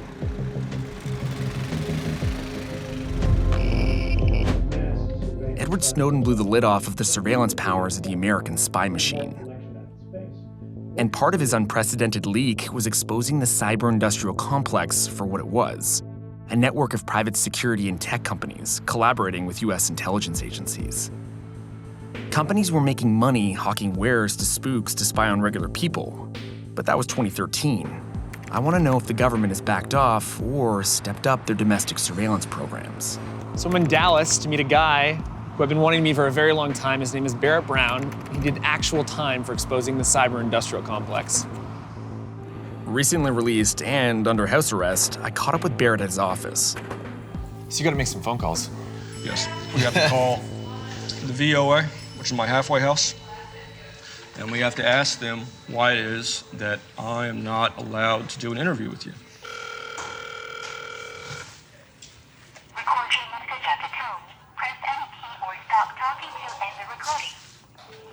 Hi, it's Barrett Brown. I was calling to see if the BOP had gotten back to you with the wording I had requested. Just give me a call back when you get a chance. Thank you. I mean, you're not even an inmate right now. You're not in a prison. No, there's but absolutely even then, why no, can't you talk to the media? There's no stipulation against it whatsoever. You know, you reported on the cybersecurity industrial complex, so to speak. How much do you think that's changed since you got out? Very frightening situation where you had the government allying with companies to go after activists and journalists and use disinformation, use criminal hacking techniques that you and I would get arrested for. Even when that gets out and gets covered by major news outlets and there's calls in Congress for investigation, there are no consequences ultimately. People have to decide if they want to be effective or if they want to work within a system that's broken. Love him or hate him, Barrett is a legend in the hacker world. He was famously referenced on House of Cards and is an OG of anonymous reporting. He's also obsessed with revealing the covert actions of US intel, and did 4 years in prison for offenses in connection to a hack of the private intelligence company, Stratfor, a company he was ordered to pay almost $900,000 in damages. As part of the conditions of his house arrest, Barrett needs to conduct regular drug tests at a nearby halfway house. How'd it go? Yeah, good. I just had to piss in a cup and breathe into a tube. And it turns out I was not drunk and not under any drugs that they can detect. And you're off in a month? Yeah, a little over a month. I'll be on probation. Probation is easy. It doesn't involve anything at all. I mean, prison's not a bad deal. Like, people shouldn't be, like, scared of prison. People should be actively putting themselves in positions where they might have to go to prison. You know, everyone needs to stop being such a giant pussy in this country. So do you think your sentence was too harsh? So I remember reading about it and thinking, they're going really hard on him. And to me, it seemed like a bit of a shot at the bow at all hackers and leakers and anybody who's doing this kind of work, that this could be your fate. Yeah, there was definitely a movement among the federal government throughout the Obama administration to go after journalists and leakers and people involved in this sort of anonymous movement. The US government spying on its citizens is hardly new. Back in the 70s, anti-war activists stole FBI documents proving the Bureau illegally spied and disrupted the civil rights and women's rights movements. That infamous FBI program, COINTELPRO, was supposed to be about stamping out domestic communism. Barrett says the cyber-industrial complex is basically just COINTELPRO 2.0. COINTELPRO was a template for a lot of the things that are still done in different ways. There's disinformation, there's stirring up of paranoia so as to interfere with operations. Those are generally the same objectives that these companies were trying to achieve against activists today. Essentially, they're just doing a lot of the things that we've seen done by the KGB and the CIA and FBI over their long and sordid history. Using the data from hacktivists, Barrett reported on how for-profit security companies were targeting activists. He exposed their strategies for gathering personal data on family members, threatening journalists, and leaking false documents to discredit WikiLeaks. The FBI will provide documents on one group of people to Stratfor. Now, if you and I went to the FBI and said, hey, we want everything you know on our enemies, we probably wouldn't get that. That's the framework for fascism, that kind of relationship. Are there things a private cyber-industrial complex company can do for an intelligence agency that an intelligence agency can't do? Remember, there was a lot of companies that were working with the FBI to come after me, and there was discussions about how to get me thrown in prison. If that was their goal, then they were successful because you went to jail for a few years. Yeah, absolutely. I mean, they have, when it was decided that something had to be found on me, that was it. Barrett's claim of the establishment trying to silence him might seem paranoid. But when I returned to Vice a few days later, I got some disturbing news. So I found out that Barrett Brown was taken back into custody for speaking with me. That's a direct violation of his First Amendment rights and underlines the risks of taking on the cyber-industrial complex. Journalist Barrett Brown is back in custody after speaking with us about his role fighting the cyber-industrial complex, a web of partnerships between U.S. intelligence and for-profit corporations, and is a reminder of the risks of taking on the spy community. But Barrett's not the only one dedicated to exposing their secrets. I'll say it again. The records of government are the property of the people. Reclaim them. Hack the FBI. Thank you. This is Ryan Shapiro, an animal rights activist turned transparency researcher whose work the FBI is literally labeled a threat to national security. He stopped protesting animal abuse when his fellow activists started getting convicted as terrorists. Now, Ryan uses the Freedom of Information Act, or FOIA, to show the cyber-industrial complex is illegally targeting activists. So you told an entire room full of hackers to hack the FBI. Why'd you do that? Transparency, very much including the Freedom of Information Act, is an absolutely essential part of a viable democracy. And yet, the FBI and other intelligence agencies view the Freedom of Information Act as a threat to national security. This leads to the outrageous state of affairs in which the leading federal law enforcement agency is in routine and flagrant violation of federal law. What do we know about FBI surveillance from the FOIA requests that people have made about activist groups within America? The FBI explicitly has understood and understands largely any genuine threat to the status quo, especially coming from the left, as a direct threat to national security. Usually, the FBI believes with some sort of foreign influence. What do you think the current state of surveillance of activist groups is? Is the FBI spying on domestic social justice groups in the United States today? Yeah, absolutely. There is no question. They are. I mean, we know it from documents that I and other folks have been able to get from the government through FOIA after years of the FBI saying, no, we don't have anything on Occupy.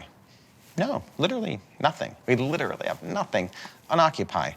Suddenly they do. Suddenly they do. And Ryan Shapiro is not the only one using the Freedom of Information Act to prove U.S. authorities are spying on activists. I'm in Chicago to meet Freddie Martinez, a technologist and transparency activist who used the same FOIA system to uncover that his own city's police department was secretly using a device called an IMSI catcher, which collects all nearby cell phone communications without warrants or any public oversight. What's up, Freddie? Hey, Ben. How you doing? Nice to meet you. Nice to meet Freddie. you too. So you're from Chicago? Yeah. Born and raised? Yeah, completely. What's your organization about? So Lucy Parsons Labs, we care about digital security, transparency, and you attack it from a technology point of view. You're obviously concerned about surveillance. Yeah. Right? What kind of surveillance? So the FCC requires people to get licenses for turning on MC catchers, but they also have very strict rules about regulating its use, and it seems that the police don't really follow them. Yeah, this one of the girls is kind of organizer here. She's been on her phone a lot. You guys picking up any information where they're going, possibly? Freddie captured this audio from a police scanner. The Chicago Police Department used a Stingray IMSI catcher to monitor an activist's cell phone during a protest. Yeah, we're keeping an eye on it. We'll let you know if we hear anything. She's spending a lot of time on the phone. Do you ever feel like you're going to be, or you are being watched by the authorities? I don't really worry about the question. I just hope that there's enough political support for people that do interesting things, and hopefully that protects us all. Do you think that there's this relationship where private corporations get to do things on behalf of governments? They will go to law enforcement and say, use our technology, but only on our conditions. And one of the conditions of Stingray or MC Catcher is that you can't tell the public about it. Private corporations are dictating the policy. It is also the case that the FBI will tell prosecutors to drop cases rather than reveal their methods. Freddie is referring to contracts tech companies force police departments to sign to use their equipment. Federal intelligence agencies will broker these deals and include clauses prohibiting the police from making public any information about the technology, even if that means dropping child porn or mafia cases, relying on the tech for evidence. Where's this going? Forget 4 years. Think 10 years down the road. Do you think what you're doing is going to be, in the end, useless and we're just hurtling towards this surveillance state? We've been doing this for about 3 or 4 years, and there have been some really fascinating outcomes. There are states now that are pushing these warrant requirement bills on things like Stingray. There are people that are pulling the plug on surveillance companies like Geopedia. And so, it's easy to get nihilistic about the future and say, well, it doesn't really matter. But there are victories along the way, and so it's important to just keep fighting. I'm in Chicago, where the police department has been using shady cell phone monitoring tech called IMSI catchers on activists. They're illegal to turn on without a license, but anti-surveillance activist Freddie Martinez built his own and promised to show me how it works. Come back with a warrant. Hackers. What's up, man? Hey, Ben. Come in. Snowden. Snowden? Yeah. I think she might be a little cuter than Edward Snowden, to be honest with you. Yeah. So you actually have built the software for an IMSI catcher, but you can't turn it on. So it's not functional, but, just a quick one-line command, and we could be, catching everything. Just watching people's actions on their cell phones. Yeah, you can get, SMS messages. You can catch people's text messages. Yeah, you can even, catch their phone calls. I mean, obviously, you're somebody who studied physics, so not the average person can make this, but... or can they? Yeah, actually, anyone who's maybe a bit familiar with the Linux command line, sure. And, what did you make it out of? So we have a Raspberry Pi, which is $50 computer, Lime SDR, which is a software-defined radio, and that's it. That's crazy. And then, do you want to show me? Yeah, so basically I can decide which subscribers I want to grab. I can grab all of them. I can configure sort of the country code. I can configure the name of the cell phone tower. And then I can configure whether or not I actually, want to tap.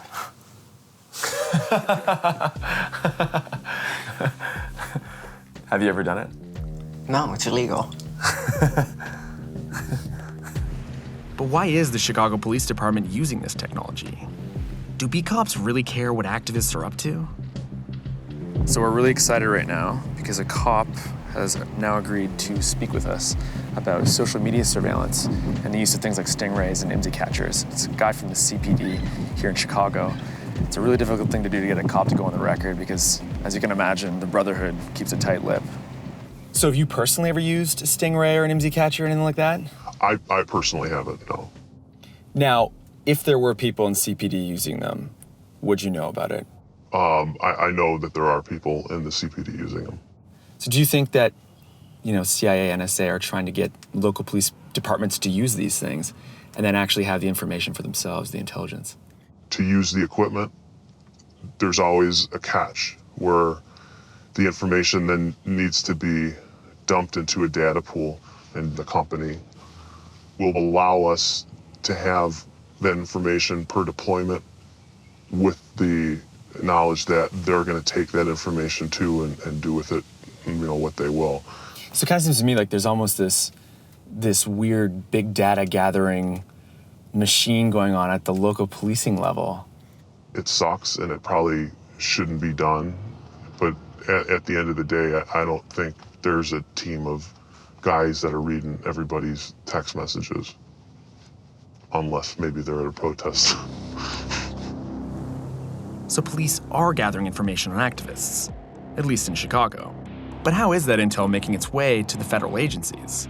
To find out, I'm in San Francisco with Nicole Ozer, an ACLU lawyer who revealed that state and municipal police are covertly spending billions on surveillance tech like IMSI catchers, then passing the info they collect onto the feds.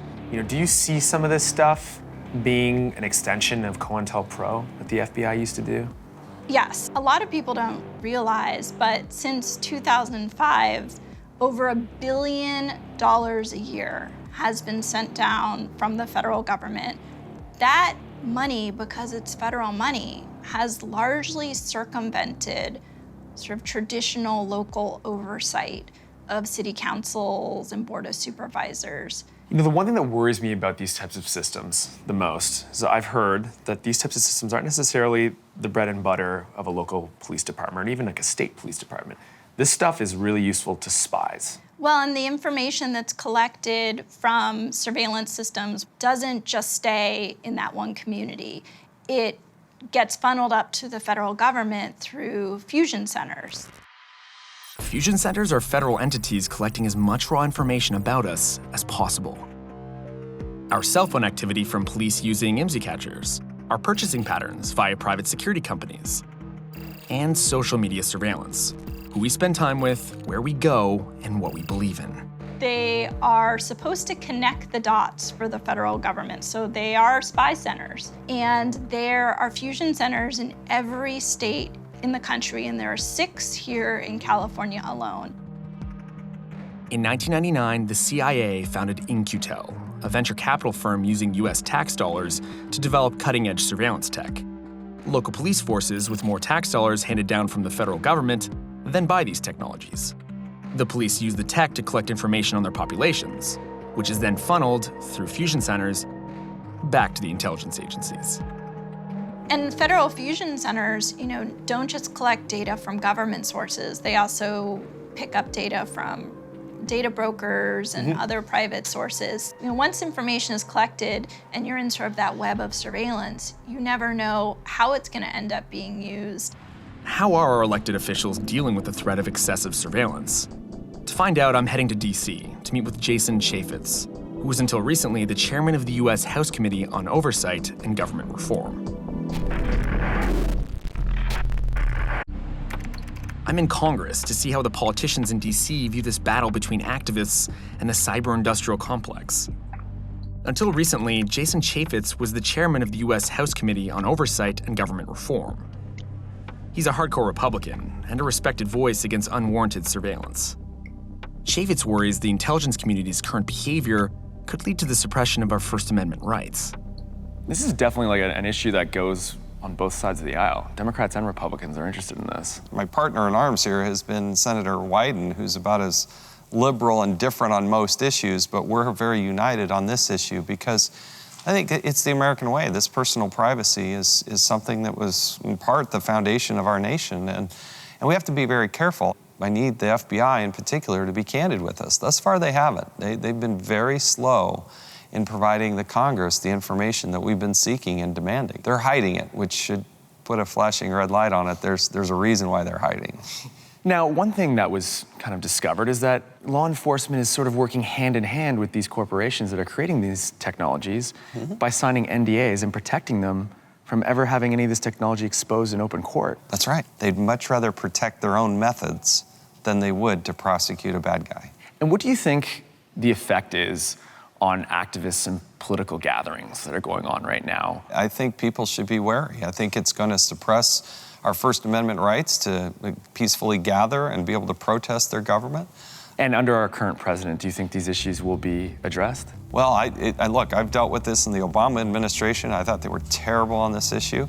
I hope the Trump administration is better, but you have this bureaucracy that stayed the same.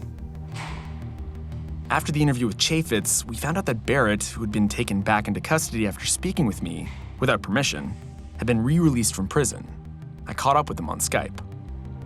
Yeah, so sorry about getting you in jail. Frankly, good that it did happen so people can see the full extent of this. I mean, do you think you have a mark on your back, so to speak, because of the work you've done reporting on this cyber industrial complex? These people understand perfectly well that they have a green light, de facto, to go after activists and journalists, so long as they do not hit that artificial threshold of attention. So today you're on probation. You switched, right? Yeah, tomorrow I go to the DOJ office in Arlington, suburb of Dallas, and meet with the probation officer, and I go on probation for 2 years. It's better than pissing in that cup for the halfway house. Well, I still have to piss in a cup, possibly a couple times a month for the probation people now. But, still technically I'm a second-class citizen. I can't vote. Has it stopped you from, ever reporting on this kind of stuff again? No, I'm just not going to report on it from here anymore. I'm going to get it as far away from the effective grasp of the U.S. and its private partners in industry, and continue this work in a more aggressive fashion. As part of his continued fight against the US government, Barrett is now developing Pursuance, a secure online platform where activists can collaborate far from the watchful eye of the spy community. Now that we have a mechanism, the internet, whereby people can collaborate all of a sudden, that we need to be figuring out new ways to use it, new ways to establish a different civics that exists outside of these, frankly, criminalized institutions, and something that will actually be capable of confronting those institutions. So that's going to be my life's work. In 2017, the US will spend $54.9 billion on national intelligence. It's easy to say you have nothing to hide, but living as we do inside of the cyber-industrial complex, the data of journalists, activists, and regular citizens is mainlined straight to the FBI, NSA, and CIA if they want it. Some say that's the first step toward totalitarianism or the erosion of our constitutional rights. But one thing is for sure, if you rebel against the system, you can expect the system to come down on you. 5 years on, and Julian Assange is still holed up in the Ecuadorian embassy in London, trying to avoid extradition to the United States. But up until recently, it hasn't been clear the US government is really after him. Then President Trump's new CIA director, Mike Pompeo, dropped a public bomb on WikiLeaks. It's time to call out WikiLeaks for what it really is.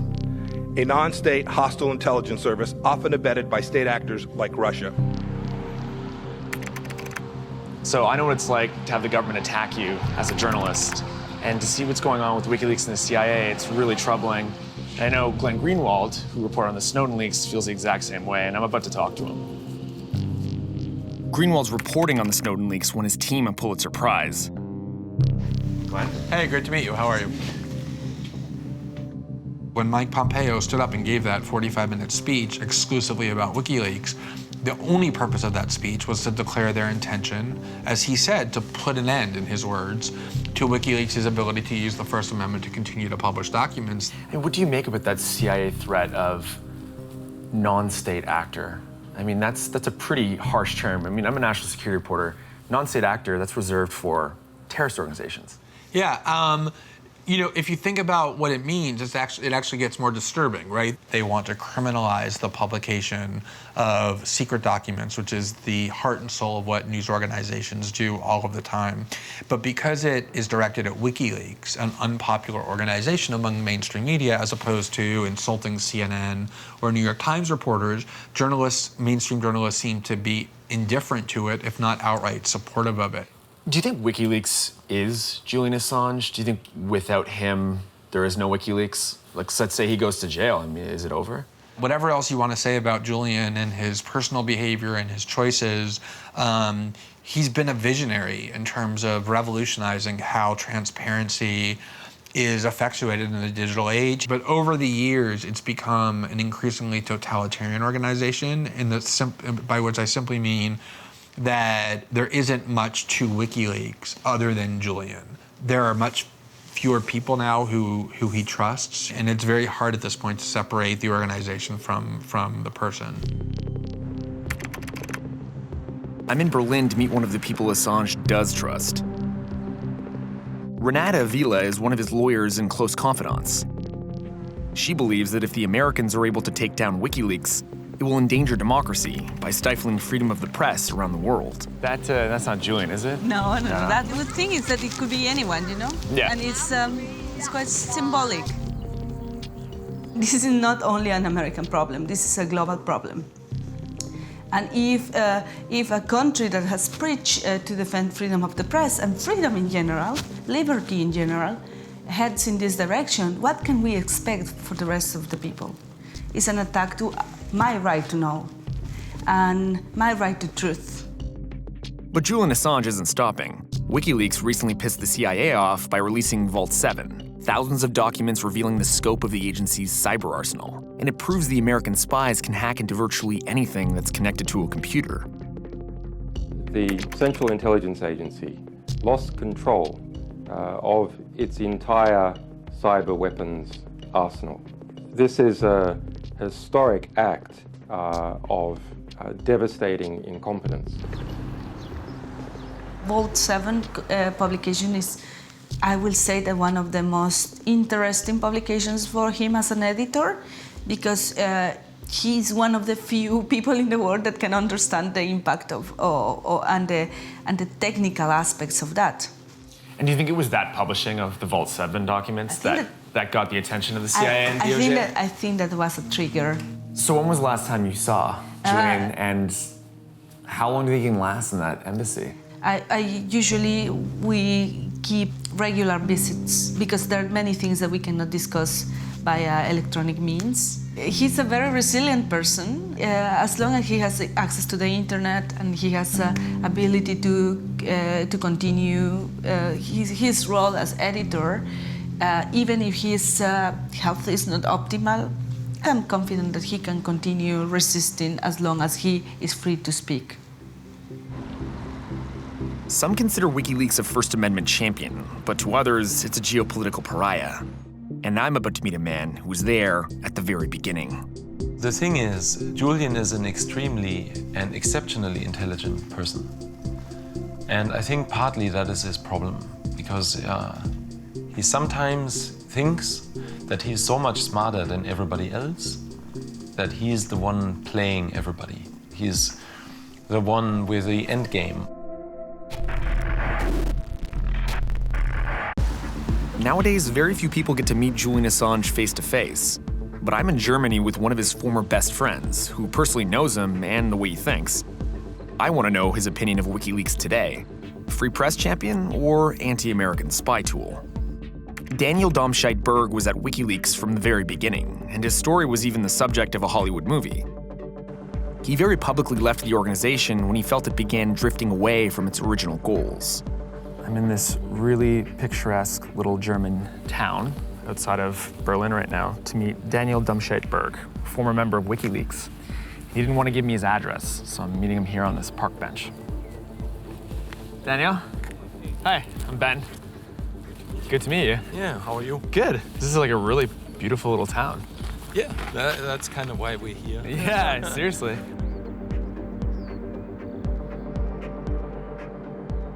In the first 2.5 years that I was there, we were building a press organization. And that's what changed at some stage. And suddenly this became a project that was trying to exercise political influence.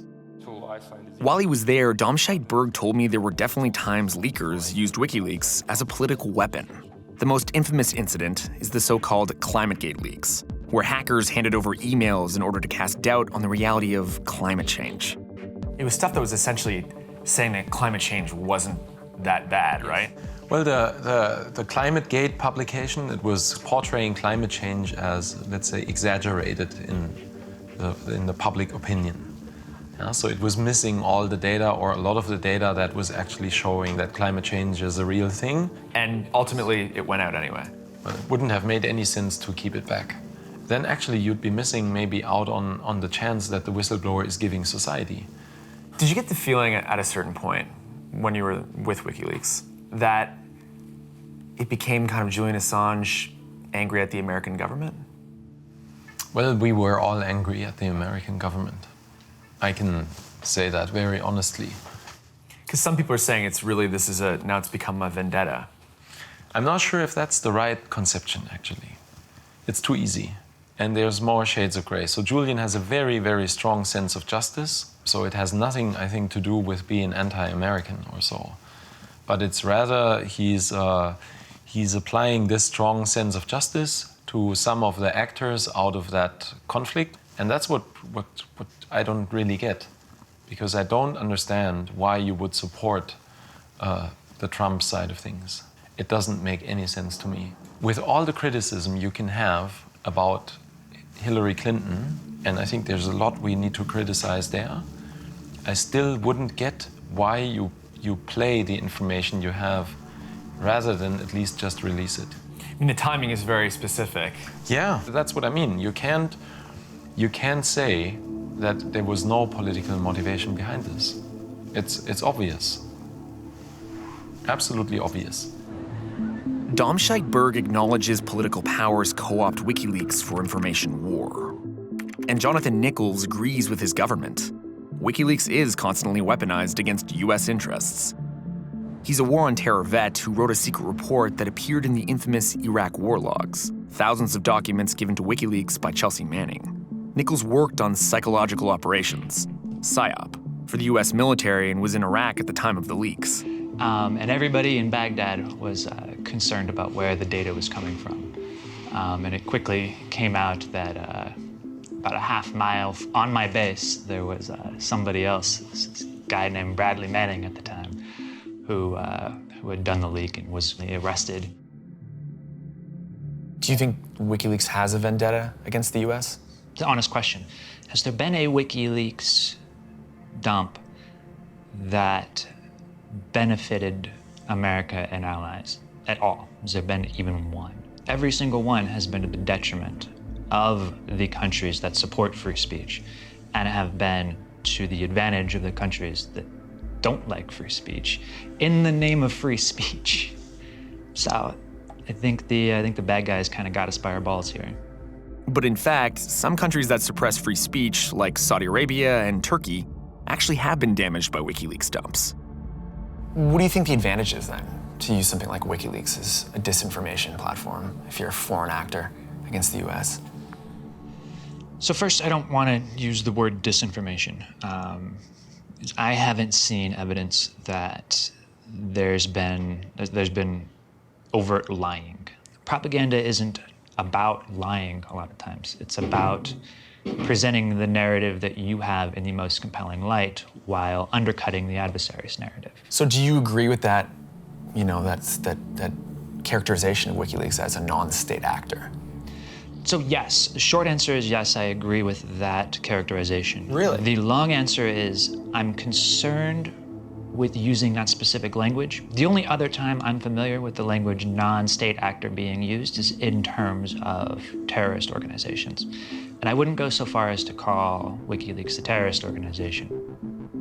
WikiLeaks definitely isn't Al-Qaeda, and Julian Assange is no bin Laden.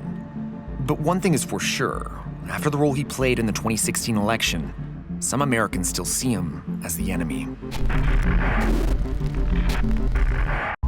Is WikiLeaks a tool used by foreign governments to damage the United States, or a crusading free speech publisher? This is DC, not far from the White House, where Jen Palmieri, a key member of Hillary Clinton's campaign, expected her candidate to be right now.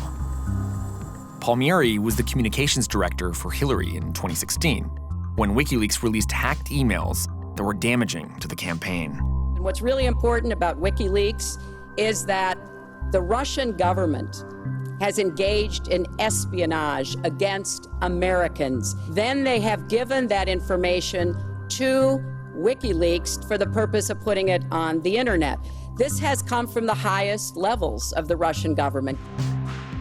The Russians may have done the hacking, but many think that Assange published the leaks because of his well-documented personal vendetta against Hillary Clinton. I want to hear what Palmieri thinks about WikiLeaks. When I was in the White House, I was always told, just to be safe, like, assume the Russians and the Chinese are listening to everything you say. But hadn't expected that WikiLeaks would team with them. So the campaign saw it? Was that it was a teaming between WikiLeaks and?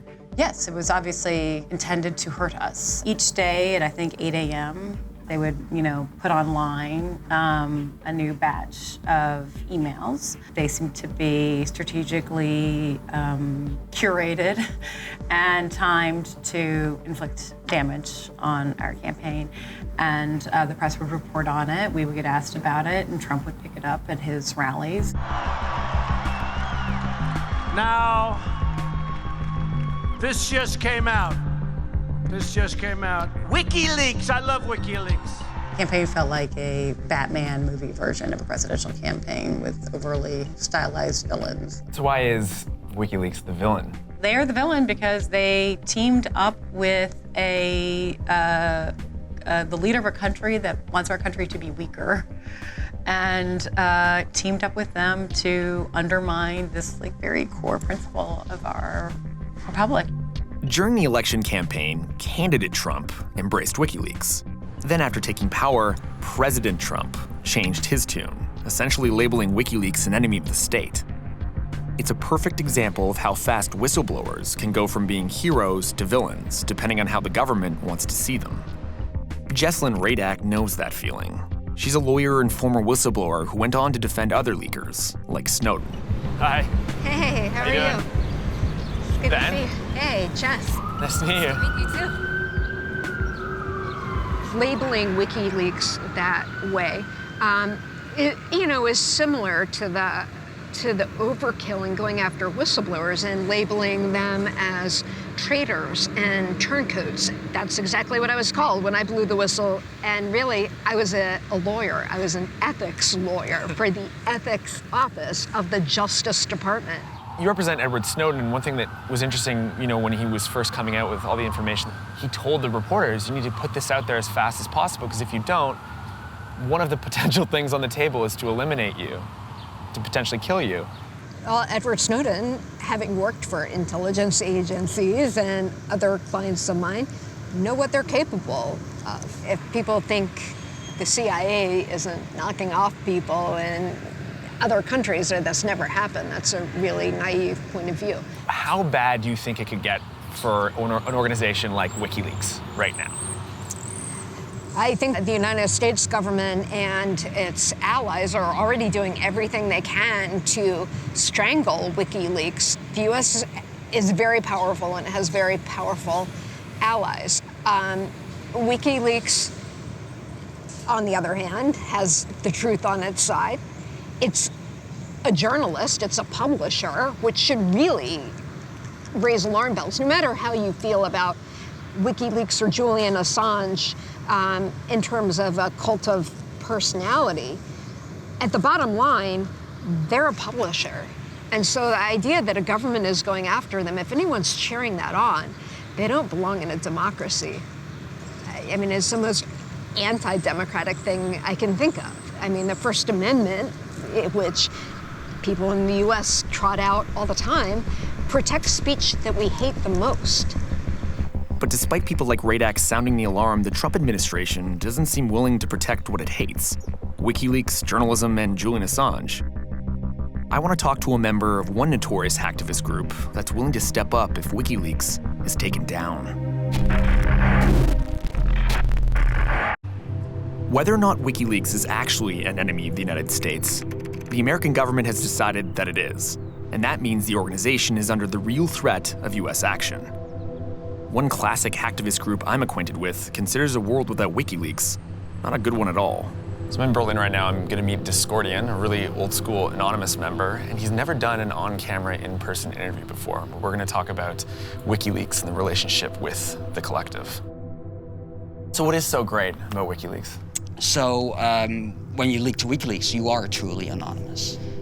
The idea that you can just go to work, put a USB stick in the computer, leak the company's information if there's wrongdoing, that's a very, very powerful idea.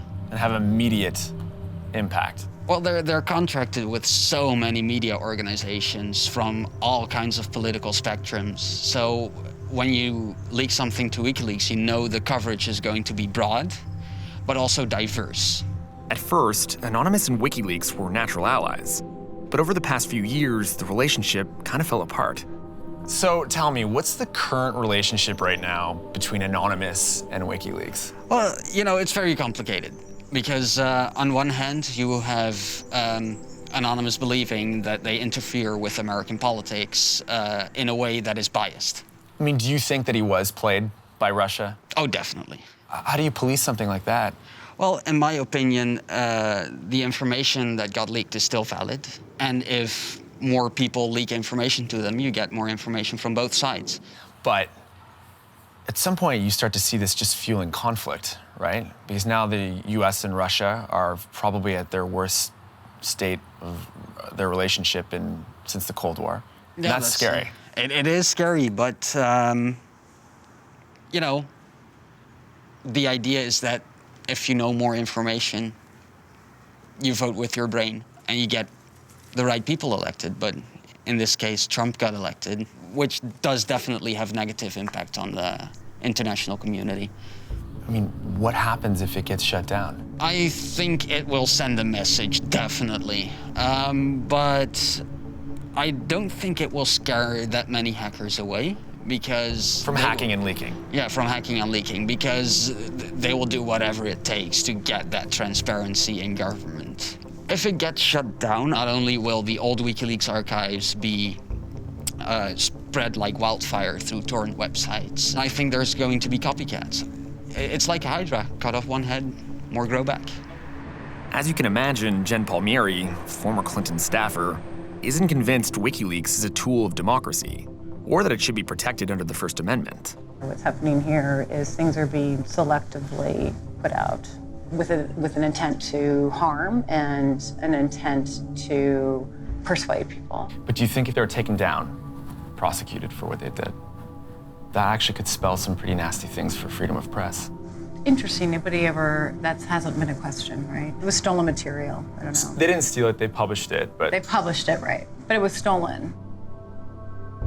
Jesselyn Radak, on the other hand, knows sometimes information needs to be stolen to be leaked. And there's a proud American history of it. The public does not realize how bad that would be for the public, because if you can prosecute WikiLeaks, you can prosecute the New York Times, you can prosecute The Guardian, you can prosecute any paper, no matter what. I mean, you're setting a horrible precedent that if you publish classified information or information that the government deems damaging to its interest, that makes you fair game for prison. I mean, you're upending the entire First Amendment. As the debate continues in the US, the standoff in London hasn't changed. And what do you think Julian's endgame is? Where's this all going? I don't think he quite knows, which in some sense is what makes what he's done admirable and courageous. I mean, at any moment, he could have just stopped. So I don't think he really looks past his next step. If he did, he wouldn't be in the situation that he's in. In an age where the Trump administration is actively finding ways to outlaw leakers in journalism, even going so far as saying they'd throw reporters in jail if need be, this whole WikiLeaks debate couldn't be more urgent. The view WikiLeaks, and by default Julian Assange, are enemies of democracy is dangerous to people like me, journalists. And the Trump administration, of all groups, once a beneficiary of WikiLeaks and its work, is going after them regardless of the constitutional consequences. For now, WikiLeaks keeps on leaking, and whatever the endgame is, it looks like it may be played out sooner rather than later. From wireless printers to smart baby monitors to Bluetooth-enabled coffee makers, 5 million new devices are hooked up to the net every single day. Controlled by your smartphone or computer, these products make up the Internet of Things, or IoT, and with them comes the promise of unbridled convenience. What people don't realize is 80% of them have weak to no security. In essence, super hackable. So I don't really trust the Internet of Things because of the risks it poses to me personally, but also something like the stove could be hacked by a hacker and burn down your house, or it can be used to get into your network because it has bad security, or it could be part of some sort of zombie botnet that takes out one of your favorite websites. So the question is, are we setting ourselves up for the internet apocalypse? I can describe how messed up the Internet of Things is, but the IoT threat was really made tangible during the second season premiere of the USA Network drama, Mr. Robot. A woman comes home to find all her smart devices taken over by hackers. Lots of people think this is sensational, but it's not. With the explosion of IoT, the threat of your own tech being turned against you is no longer science fiction. Is the added convenience really worth the risks? To find out, I'm in the Bay Area to meet Ben Actis, a legit engineer who gets paid to hack IoT devices for companies. So we could do a couple ways. We have a screwdriver here. We could pop this, or if you want to just go completely Hannibal Lecter, we could. This is getting a weird. Yeah, this is getting pretty weird pretty quick. Poor bastard is getting the cut job. Yeah. Ta-da. Well done. So the idea of this little IoT cloud pet is children will talk to it, sing to it. The problem with cloud pets was all these recordings that was sent up to their web API, completely public, anyone could grab, which is bad. That's the creepy thing. It's super creepy, thing, yeah. right? Yeah, it's sketchy. Doesn't it kind of remind you of some weird, like, Soviet Cold War era Oh, the spy device? on the little... It's like very much a spy thing. You're like, you know what's inside your teddy bear? Yeah, that. But that's what we're moving to, right? Well, all these devices, Yeah. I mean, look at this teddy bear is a regular teddy bear before cloud pets, right? Yeah. Just someone was like, oh, I have a brilliant idea. We'll put a mic in it, we'll make a mobile app. And they just shoved it in the bear's bottom. And would you say there's a big difference between, you know, what they put inside a teddy bear and what they put inside a stovetop, or? No, there's not a big difference, and that's the terrifying thing. If someone can reverse engineer how your stove works, right? Yeah. And wants to disable fail-safes, right? Or provide false data, that's a big issue. Actis and I went to a furniture store to see some of the IoT devices currently on the market. So obviously we're in a furniture store. Mm-hmm. I mean, how many different types of devices you're seeing have smart capabilities? Tons. Okay, there's dishwashers in here. There's IoT stovetops, ovens. I mean, what's to stop a bunch of kids? It's almost like the 2017 version of egging a house. Yeah. From like just screwing with somebody's stove from across the street. No, that's completely valid. And also, I think the scariest thing is there's no way of checking integrity or if someone has messed with it. So even if you can clean a phone or a PC, right? How am I going to scan if my oven's firmware's integrity is okay? So far, the most visible damage caused by the Internet of Things has come from botnets. Put simply, an IoT botnet is a cabal of hacked devices, all infected with the same malware and controlled, in unison, by a single hacker. With a botnet, an assailant can program those hacked devices to launch a distributed denial of service, or DDoS attack, that floods their victim with so much junk internet traffic, it forces them offline. A massive international cyber attack that took down some of the biggest websites on the internet. The sites were out for several hours this morning in the eastern part of the United States. By the afternoon, it had spread to Europe, and among the websites were Twitter, Amazon, Netflix, and Reddit. This attack from September of 2016 was unleashed by hundreds of thousands of Internet of Things devices, hijacked to form the biggest botnet ever assembled. The botnet, named Mirai, demonstrated the risks of IoT, but it wasn't the first time Mirai had surfaced. A month earlier, the same IoT botnet had been used in a DDoS attack on tech reporter Brian Krebs, as retribution for his exposing the identity of a pair of Israeli cybercriminals.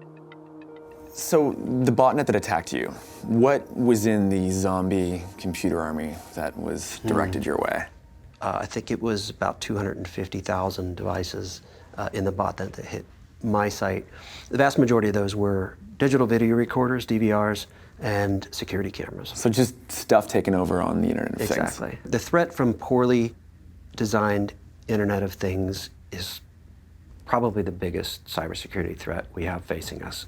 Most of these devices are running Linux versions that were 10, 15 years old. In an article from January of 2017, Krebs lays out how Mirai, the largest botnet of all time, was not the weapon of some powerful nation-state, but was likely being controlled by a couple of teenage hackers in New Jersey. People ask me, what do you think of the chances that somebody's going to take out the lights, take out the power grid or something in Cyberwar? And I always say, first time we see that happen, it's not going to be a nation state. It's going to be some bored, idiot savant kid in his parents' basement who gets access to some place he's not supposed to have access to and says, wonder what happens if I push this button. Boom. They have access to the same tools as nation states today, and they have fewer reasons not to use them. The individuals involved in this type of activity were raised by the internet, which explains a lot. These guys are starting to do criminal activity when they're 12, 13, and 14 years old. These kids get drawn into these online communities. They get involved in identity theft, they get involved in credit card theft. And left to their own devices, I believe, these forums generally turn people into sociopaths. The Mirai botnet literally took out Twitter for a time, but these teenagers didn't build it just to take out Netflix. So why did they create such a powerful cyber weapon?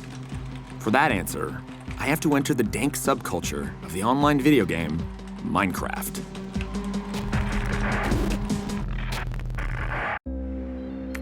I'm in the Bay Area, looking into the threat posed by the millions of vulnerable IoT devices coming online daily. The dangers of the Internet of Things first made international headlines when the Mirai botnet took down a bunch of the web's biggest sites.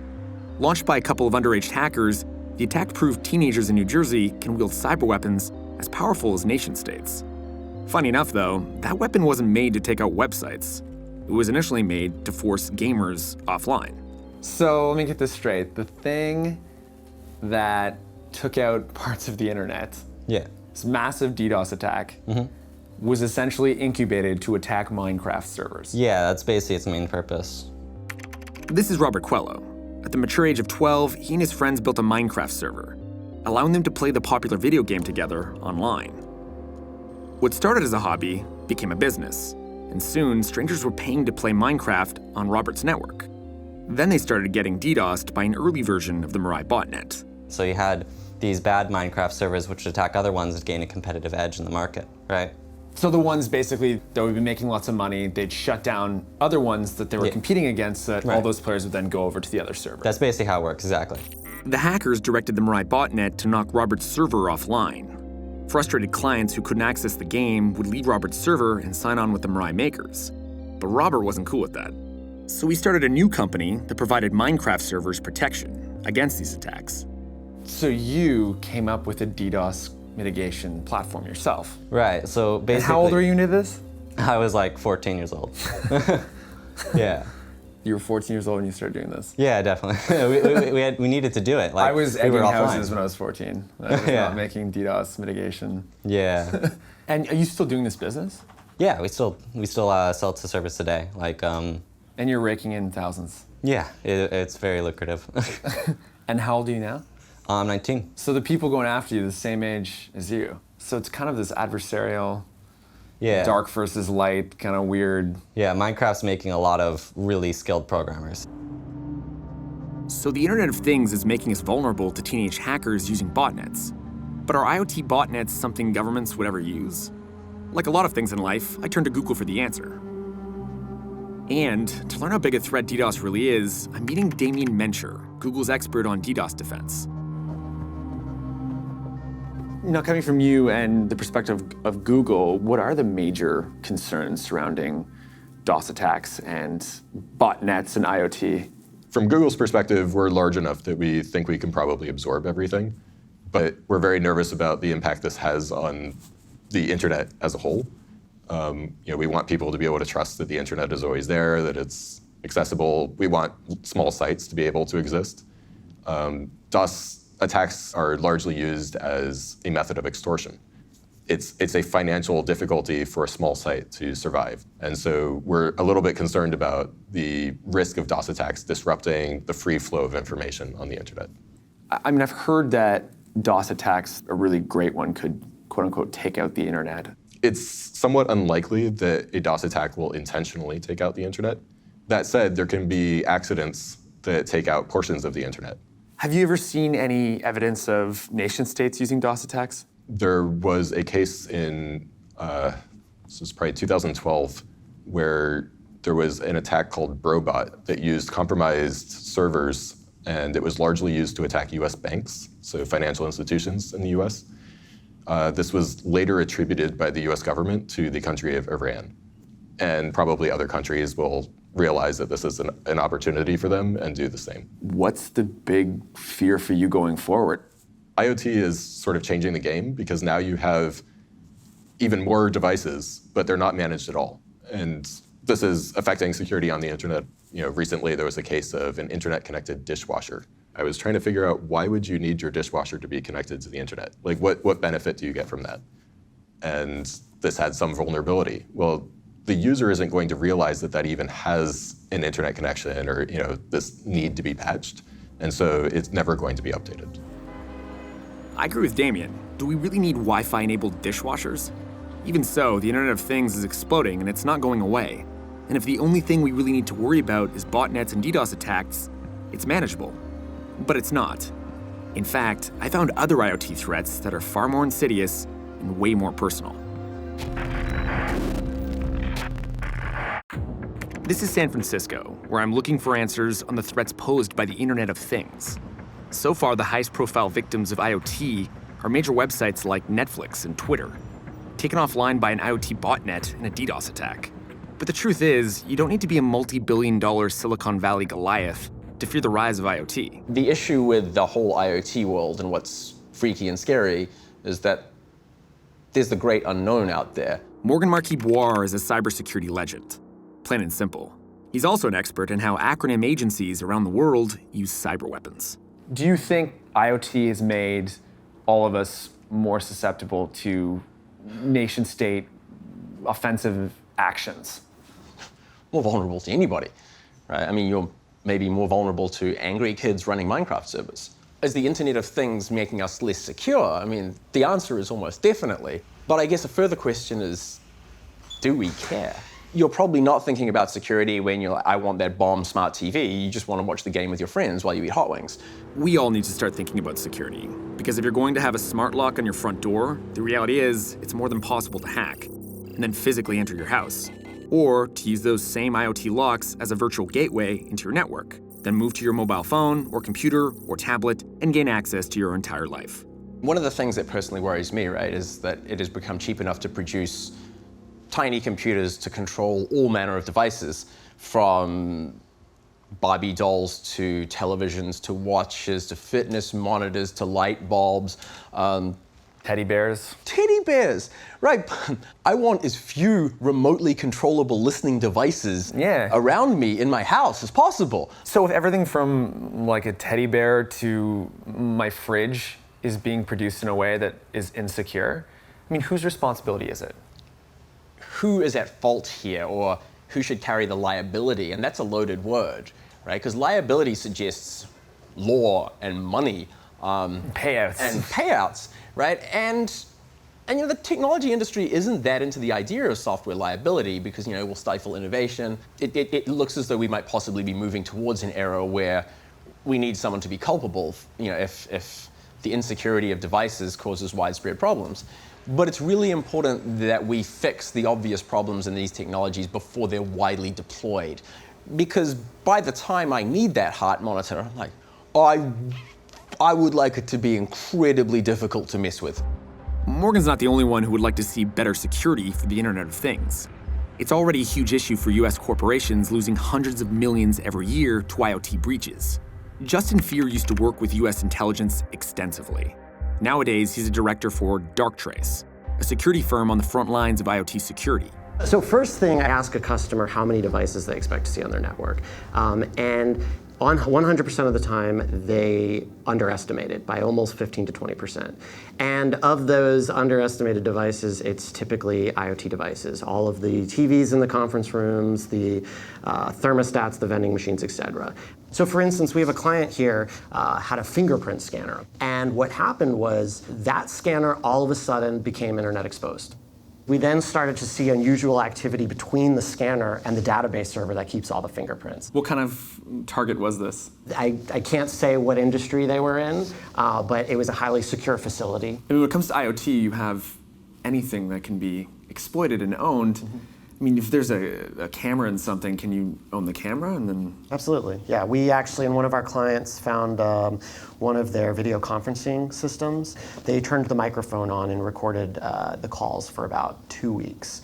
And this was actually in the board of directors conference room. So probably the most sensitive discussions within the company. I mean, how many more devices have just popped up on networks, period? Hundreds of thousands of millions. I mean, if you look at the current climate right now, venture capital is just injecting massive amounts of money into the IoT craze. I'd say every connected device on your network is a potential doorway into your company and your network. I think if you wanted to foreshadow and look into the future, we'll look at ransomware. It's been wildly successful. I kind of think that the two are going to converge. I think we're going to move from the virtual world to the physical world, and that's kind of scary. And eventually somebody's going to find a way to lock you out of your house until you pay a ransom. I think part of the problem in terms of making people understand just how insecure all these devices are is that they think that these wild examples aren't possible. Right.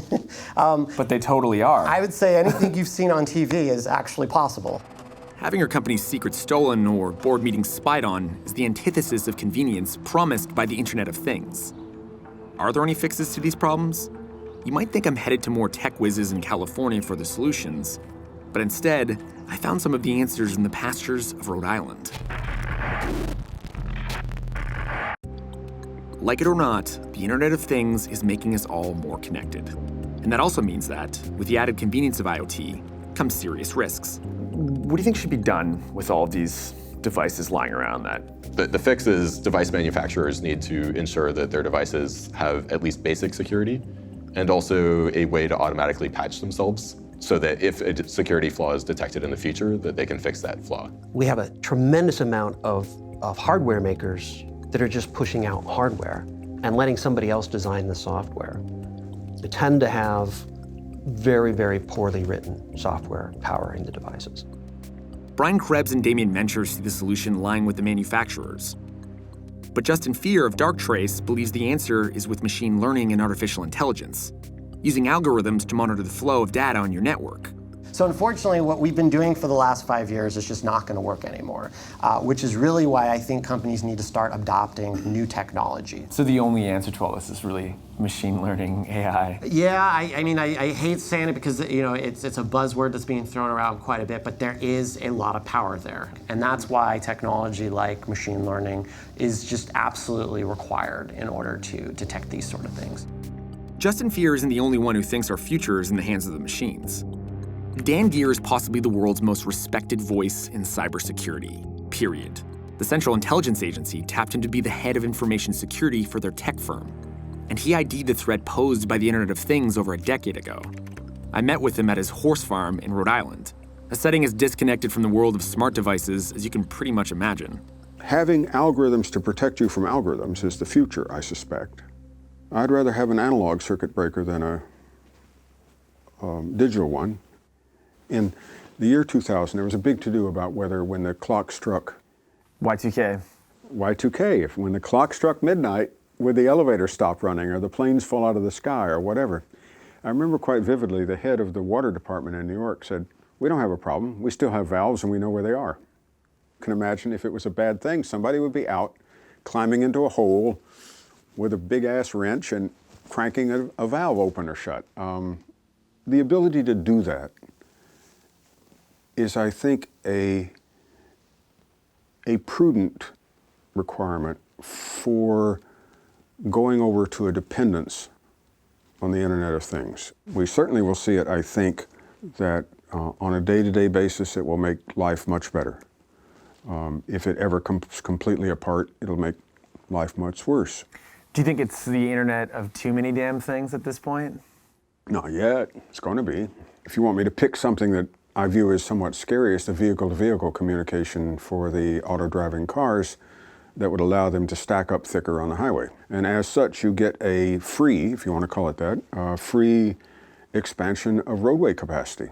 Think about it. It's just irresistible. Yet at the same time, that all works until the day it doesn't. Nothing comes for free. So what is all this convenience costing us?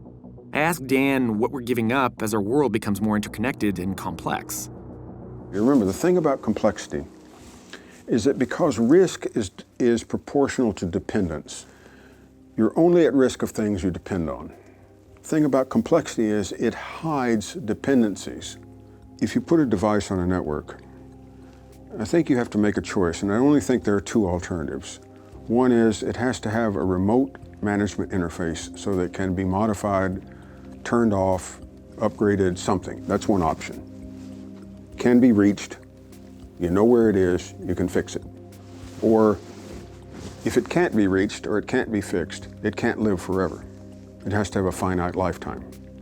So what you're saying is the IoT devices that are being built today, you think that they should be built in order to die at some point? It can't be unfixable and immortal. The two of those together are anathema. In our quest for convenience, we've created an insecure future, with teenage hackers just as dangerous as powerful nation states. Dan Geer is right. We need to rethink how these IoT devices are being built. But without pressure, manufacturers will never be motivated to care about security. The pressure can come from consumers, or it can come from government. Either way, one thing's for sure. Until something changes, the risks to all of us are only going to get worse.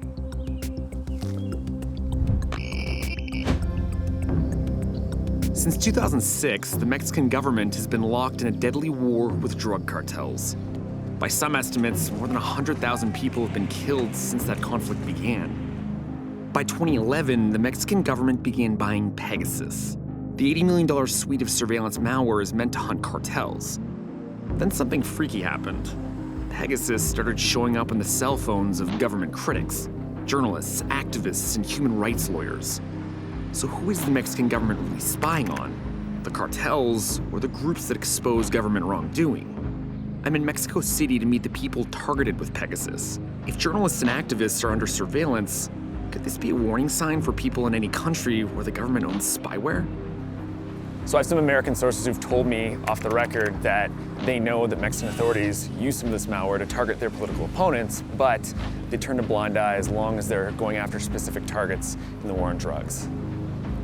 More than 50 Mexican journalists have been murdered since the drug war started in 2006, and 10 so far this year. Most of these crimes are unsolved, and reporters here know that their next story could be their last. That's why, with evidence suggesting the Mexican government is behind the spying, I need to dig deeper. I know that shedding light on this story may be the best way to help protect those reporters.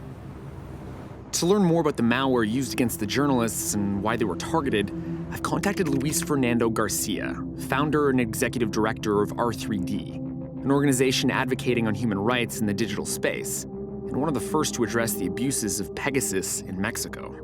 So to you, what made the Pegasus malware sophisticated? Pegasus is sophisticated malware because it's supposed to be, and it actually is difficult to detect. The other thing is the extent of the surveillance that Pegasus is able to facilitate. This is actually like a spy in your pocket. It's someone following you everywhere, to your bathroom, to your kitchen, listening to everything you say, everything you type, everything you click. Why don't you explain to me exactly how this NSO malware worked?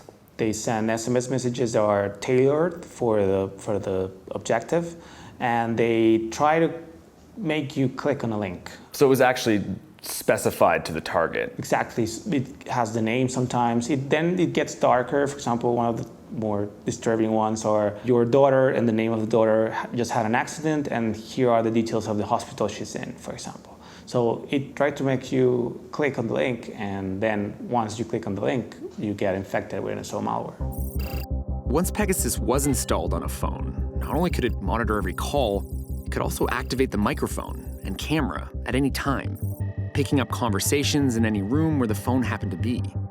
It could read every text, every email, and record every keystroke, picking up passwords and even encrypted messages. And it could use the built-in GPS to follow a target everywhere they went. What do you think the Mexican government was even doing with this intelligence? They can try to create obstacles for your strategies. For example, as a human rights group, they can find your sources as a journalist. They can find some dirty laundry and do some extortion on you. They can even use that intelligence to actually harm you, to actually kill you. Mexico is one of the most dangerous places for journalists. There's been journalists killed in a record levels this year. Human rights defenders are killed all the time. So essentially, to be targeted by the Mexican government in this way is a pretty dangerous thing if you find yourself on that kind of list. Yeah, it's dangerous. There's probably a lot of people that don't make it to the list and they're just killed. Mexico's president, Enrique Peña Nieto, denies using Pegasus against his critics, though he did admit acquiring it from NSO Group, an Israeli company that sells spyware to government agencies. But once sold, NSO says it has no way of monitoring how their software is wielded. So the Mexican government's been accused of buying and using basically the AK-47 of cell phone spying, and I'm about to meet somebody who you wouldn't expect to be the victim of it. This is Carmen Aristegui. She's considered Mexico's Anderson Cooper, and somehow, magically, Pegasus malware was on her phone. Es absolutamente reprobable que el gobierno mexicano utilice estos sistemas tan poderosos y tan intrusivos en contra de la sociedad. Both she and her teenage son received personalized phishing texts after Aristegui broke what became known as the White House scandal, involving Mexico's president receiving preferential treatment from one of the government's top contractors. So why don't you explain to me from the beginning when you got these strange text messages? What did you think of them? Junto con mi hijo Emilio, que también recibió ataques de este malware Pegasus, platicamos de lo extraño que eran estos mensajes en nuestros teléfonos. I mean, how does it make you feel knowing that your government is treating you that way? Bueno, en un primer momento me enojé porque es indignante que se utilice el dinero público en comprar equipos de espionaje no para combatir al crimen, sino para espiar a las personas. Si lo hace a un adulto es grave, pero si lo hace a un adolescente, eso es muy preocupante. Do you have any idea who it was in the government, like what agency was spying on you? El responsable final es el presidente de la República, Enrique Peña Nieto, porque es de quien dependen todas estas agencias. Do you fear for your life now? En mi caso, mi trabajo en un medio internacional como CNN o mi trabajo en un medio nacional como el periódico Reforma también, puede ser que me dé alguna situación distinta, pero no lo sé. Nunca lo sabré y espero que mi vida no corra peligro. Aristegui thinks there's no question she and her son were singled out for her part in exposing government corruption. She's not the only one. My next source was targeted with Pegasus while proving his government was involved in the tragic disappearance and presumed murder of more than 40 students. I'm in Mexico City investigating the government's alleged use of powerful surveillance malware against its critics. And it's not just journalists who were targeted. Activists and lawyers were targets too. So these are the images of 43 students who were alleged to have been murdered by cartel members. It's a bit of a political cover-up and scandal here in Mexico, and one of the men investigating it is actually the victim of government spying. Mario Patron is a lawyer and the director of one of the most respected human rights organizations in the country. He was targeted by Pegasus after his team uncovered evidence suggesting that Mexican law enforcement, and even federal authorities, were involved in the disappearance of the students. Patron believes the cartels and the government are closely connected. Parte de nuestra indignación tiene que ver con la posibilidad de que hayan tenido acceso a mucha información, sobre todo relacionada con nuestra vida privada. No, la preocupación real iba en qué van a hacer con esa información. Like they could pass it to the cartels. Ese puede ser un riesgo mayor. This whole situation and story is really fishy because you're a guy who works daily to expose human rights abuses in this country, and you were investigating the 43 students who were killed, which, by all accounts, is a really insidious, disgusting event. Sí, debería ser una verdadera vergüenza para este gobierno. En el caso Ayotzinapa, primero construyeron una teoría de caso que presentaron como la verdad. Vino un grupo de expertos independientes que determinó que era una mentira. Fueron pillados en una mentira. Y en vez de invertir todas sus energías institucionales, sus recursos institucionales, en encontrar el paradero final de los estudiantes y a los responsables de los hechos, han invertido recursos y energías en espiarnos a nosotros. I was reading that there was reason to believe that the cartels were also interested in keeping this 43 thing as quiet as possible. Do you think that there was any possibility that the cartels were directing some of the spying through the government? O sea, lo que nosotros creemos que sucedió en Ayotzinapa y que sucede en varias regiones del país es que hay contextos de lo que llamamos macrocriminalidad. En estos contextos, el gobierno, las instituciones públicas, trabajan para y con el crimen organizado. So, is it fair to say then, in this country, that the cartels and the government are basically one and the same? Sí. But if the government and the cartels are as closely connected as Patron thinks they are, did anyone ever intend to use Pegasus to track cartel members? And is malware even an effective way to fight cartels to begin with? To get answers, I'm going to one of the hottest regions of the current drug war, the state of Michoacan. This is the town of Tepalcatepec, where the local citizens are the key to keeping the cartels at bay.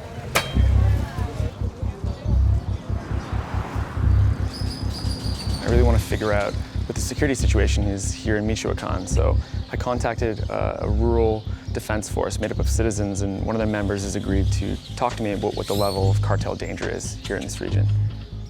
Meet Jesus Carrillo, a volunteer with Defensas Rurales, a federal military defense force.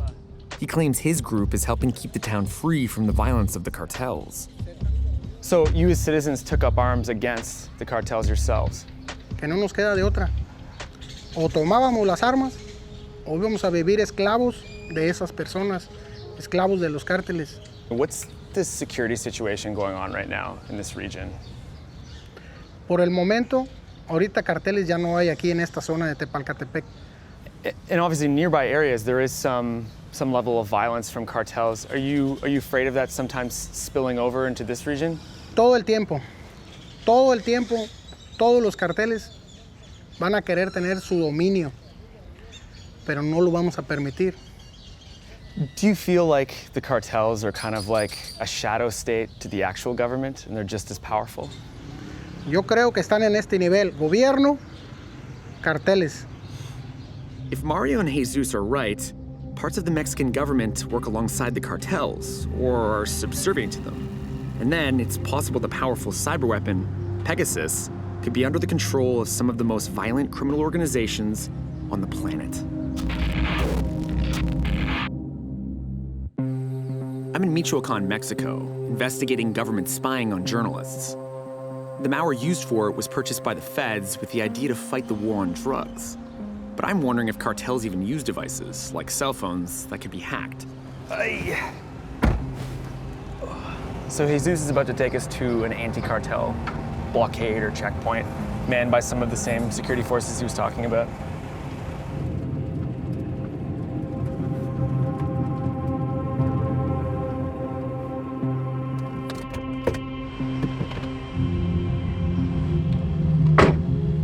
Now, does everybody communicate? I heard that the radio systems in town, that's how everyone talks. Everything. La comunicación del radio es muy importante. Toda la ciudadanía. The narcos, what kinds of radio networks do they use to communicate with each other? Or do they use something that's way more complex? Es similar a estos radios.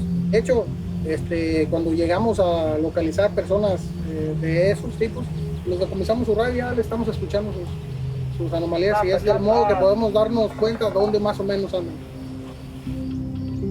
If the cartels are using something as rudimentary as radios to communicate, it's hard to see how cell phone malware like Pegasus would even be worth it.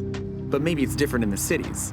So I'm heading to Guadalajara, the center of activity for CJNG, what the US government now considers Mexico's most powerful cartel.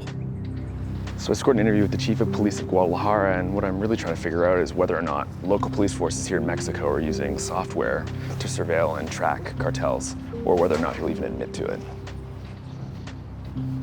Does your department use anything like software to surveil and find cartels? Nosotros no tenemos la capacidad ni legal ni tecnológica para enfrentar el reto de la delincuencia organizada, o particularmente los cárteles. Este tipo de tecnologías tienen que introducirse en los cuerpos policiales de manera gradual, de tal manera que estemos ciertos de que se usan de la manera correcta y de que están puestas al servicio de los ciudadanos y no a intereses corruptos o a dobles agentes que pudieran funcionar tanto para algunos agentes del gobierno como para la delincuencia organizada. Nuestro país, debemos reconocer, tiene en este momento ese riesgo. So you have to wonder if the police chief of one of the biggest cities in Mexico that deals with the most powerful and upstart cartel in all of Mexico is not using these technologies to track them because he says his police force isn't even capable of it. Then why is the government buying these things in the first place? He also says that the cartels are using them. So I'm gonna go try to actually find out if that's true. Sources have told me that the weapons and technology the Mexican government buys sometimes end up in the hands of cartels. And if you're a hacker in cartel country, you may also end up in the pocket of the bad guys. Porque ahorita ya todo va basado a la tecnología, ya es uno como más codiciado gracias a sus habilidades y lo que puede hacer uno.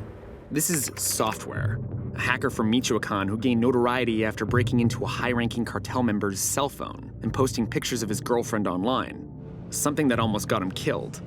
Software understands the cartels and says they're becoming more tech-savvy.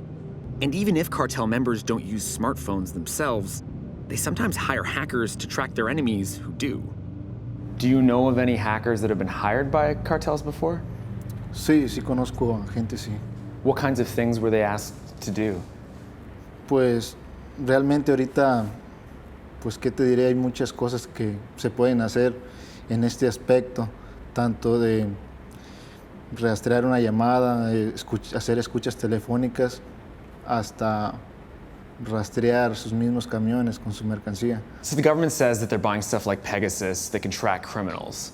But do you think cartels can actually evade that type of technology already? Si tienen gente muy buena a cargo que realmente reconozca la situación, sí, yo creo que sí tienen. La verdad, realmente se me hace una forma de gastar dinero en algo innecesario, porque ese dinero se puede usar para combatir carteles, por la seguridad del país y no específicamente para periodistas y personas que luchan por la libertad del país. So the cartels are, in fact, using hackers. Even if they don't have Pegasus, the Mexican government does. And it's hard to know what's stopping the narcos from leaning on their contacts in the administration to give them intel on anyone they want. That relationship between government and cartels is a fascinating one. And I want to know how it relates to Pegasus, so I'm going back to Mexico City.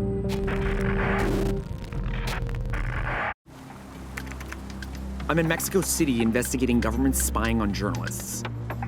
So far, no one's been able to tell me if Pegasus, the malware used in this surveillance, was ever actually used on cartel targets. Jesus Esquivel might have the answers. He's the Washington correspondent for the magazine Proceso and an expert on Mexico's war on drugs.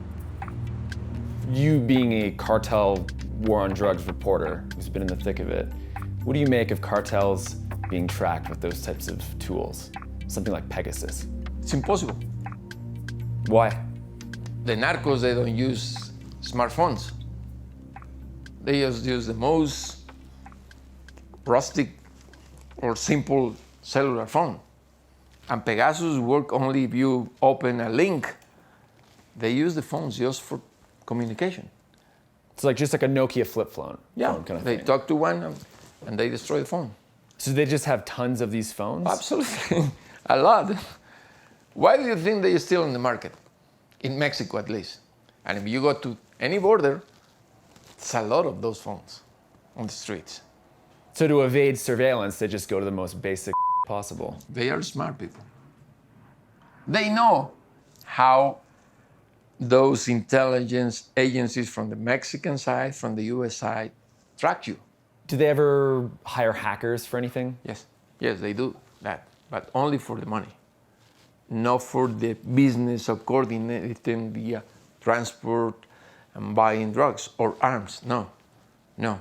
If there's one thing I've learned in Mexico so far, it's that the government and the cartels are almost indistinguishable. They always work together. So, given that level of collusion, if some agencies in Mexico had hacking tools and were collecting intelligence, could they collect intelligence or at least share it with cartels that they seem so in bed with already? Probably. They know when the government has a new toy, as they said. The cartels know everything. If Esquivel is right, and the cartels know what the government knows, then any intel gleaned by Pegasus is possibly in the hands of cartels. And grilling the Mexican government on that fact, not easy. So I've reached out to so many Mexican government agencies to get them to comment on NSO, and absolutely not one official will do it. And at this point, I just don't think it's going to happen whatsoever. It's not surprising. Ever since the Pegasus scandal broke, the government has played innocent, even in the face of damning evidence. There's no independent oversight body within Mexico, so it's unlikely the administration will ever have to answer for its spying. That means if there's ever going to be an investigation, making that happen is up to the international community. Mexico is under a human rights crisis. The line between authorities and organized crime is at best blurry, many times non-existent. There's definitely some responsibility outside of Mexico for propping up this fraudulent scheme. I mean, how confident are you that they're even going to give you any justice at any point? Because that would require them to look at themselves and also prosecute some of the people who are involved in this. Nada, claro, es un gobierno que se tiene que investigar a sí mismo y eso no funciona. Por eso, las personas que hemos sido afectadas por este ataque, estamos pidiendo que se haga una investigación independiente de este gobierno que ha utilizado estas herramientas para espiar a sus ciudadanos. Many of the journalists and lawyers we spoke to were grateful we were even covering this story. They know Mexico needs international pressure to make sure their government is held accountable.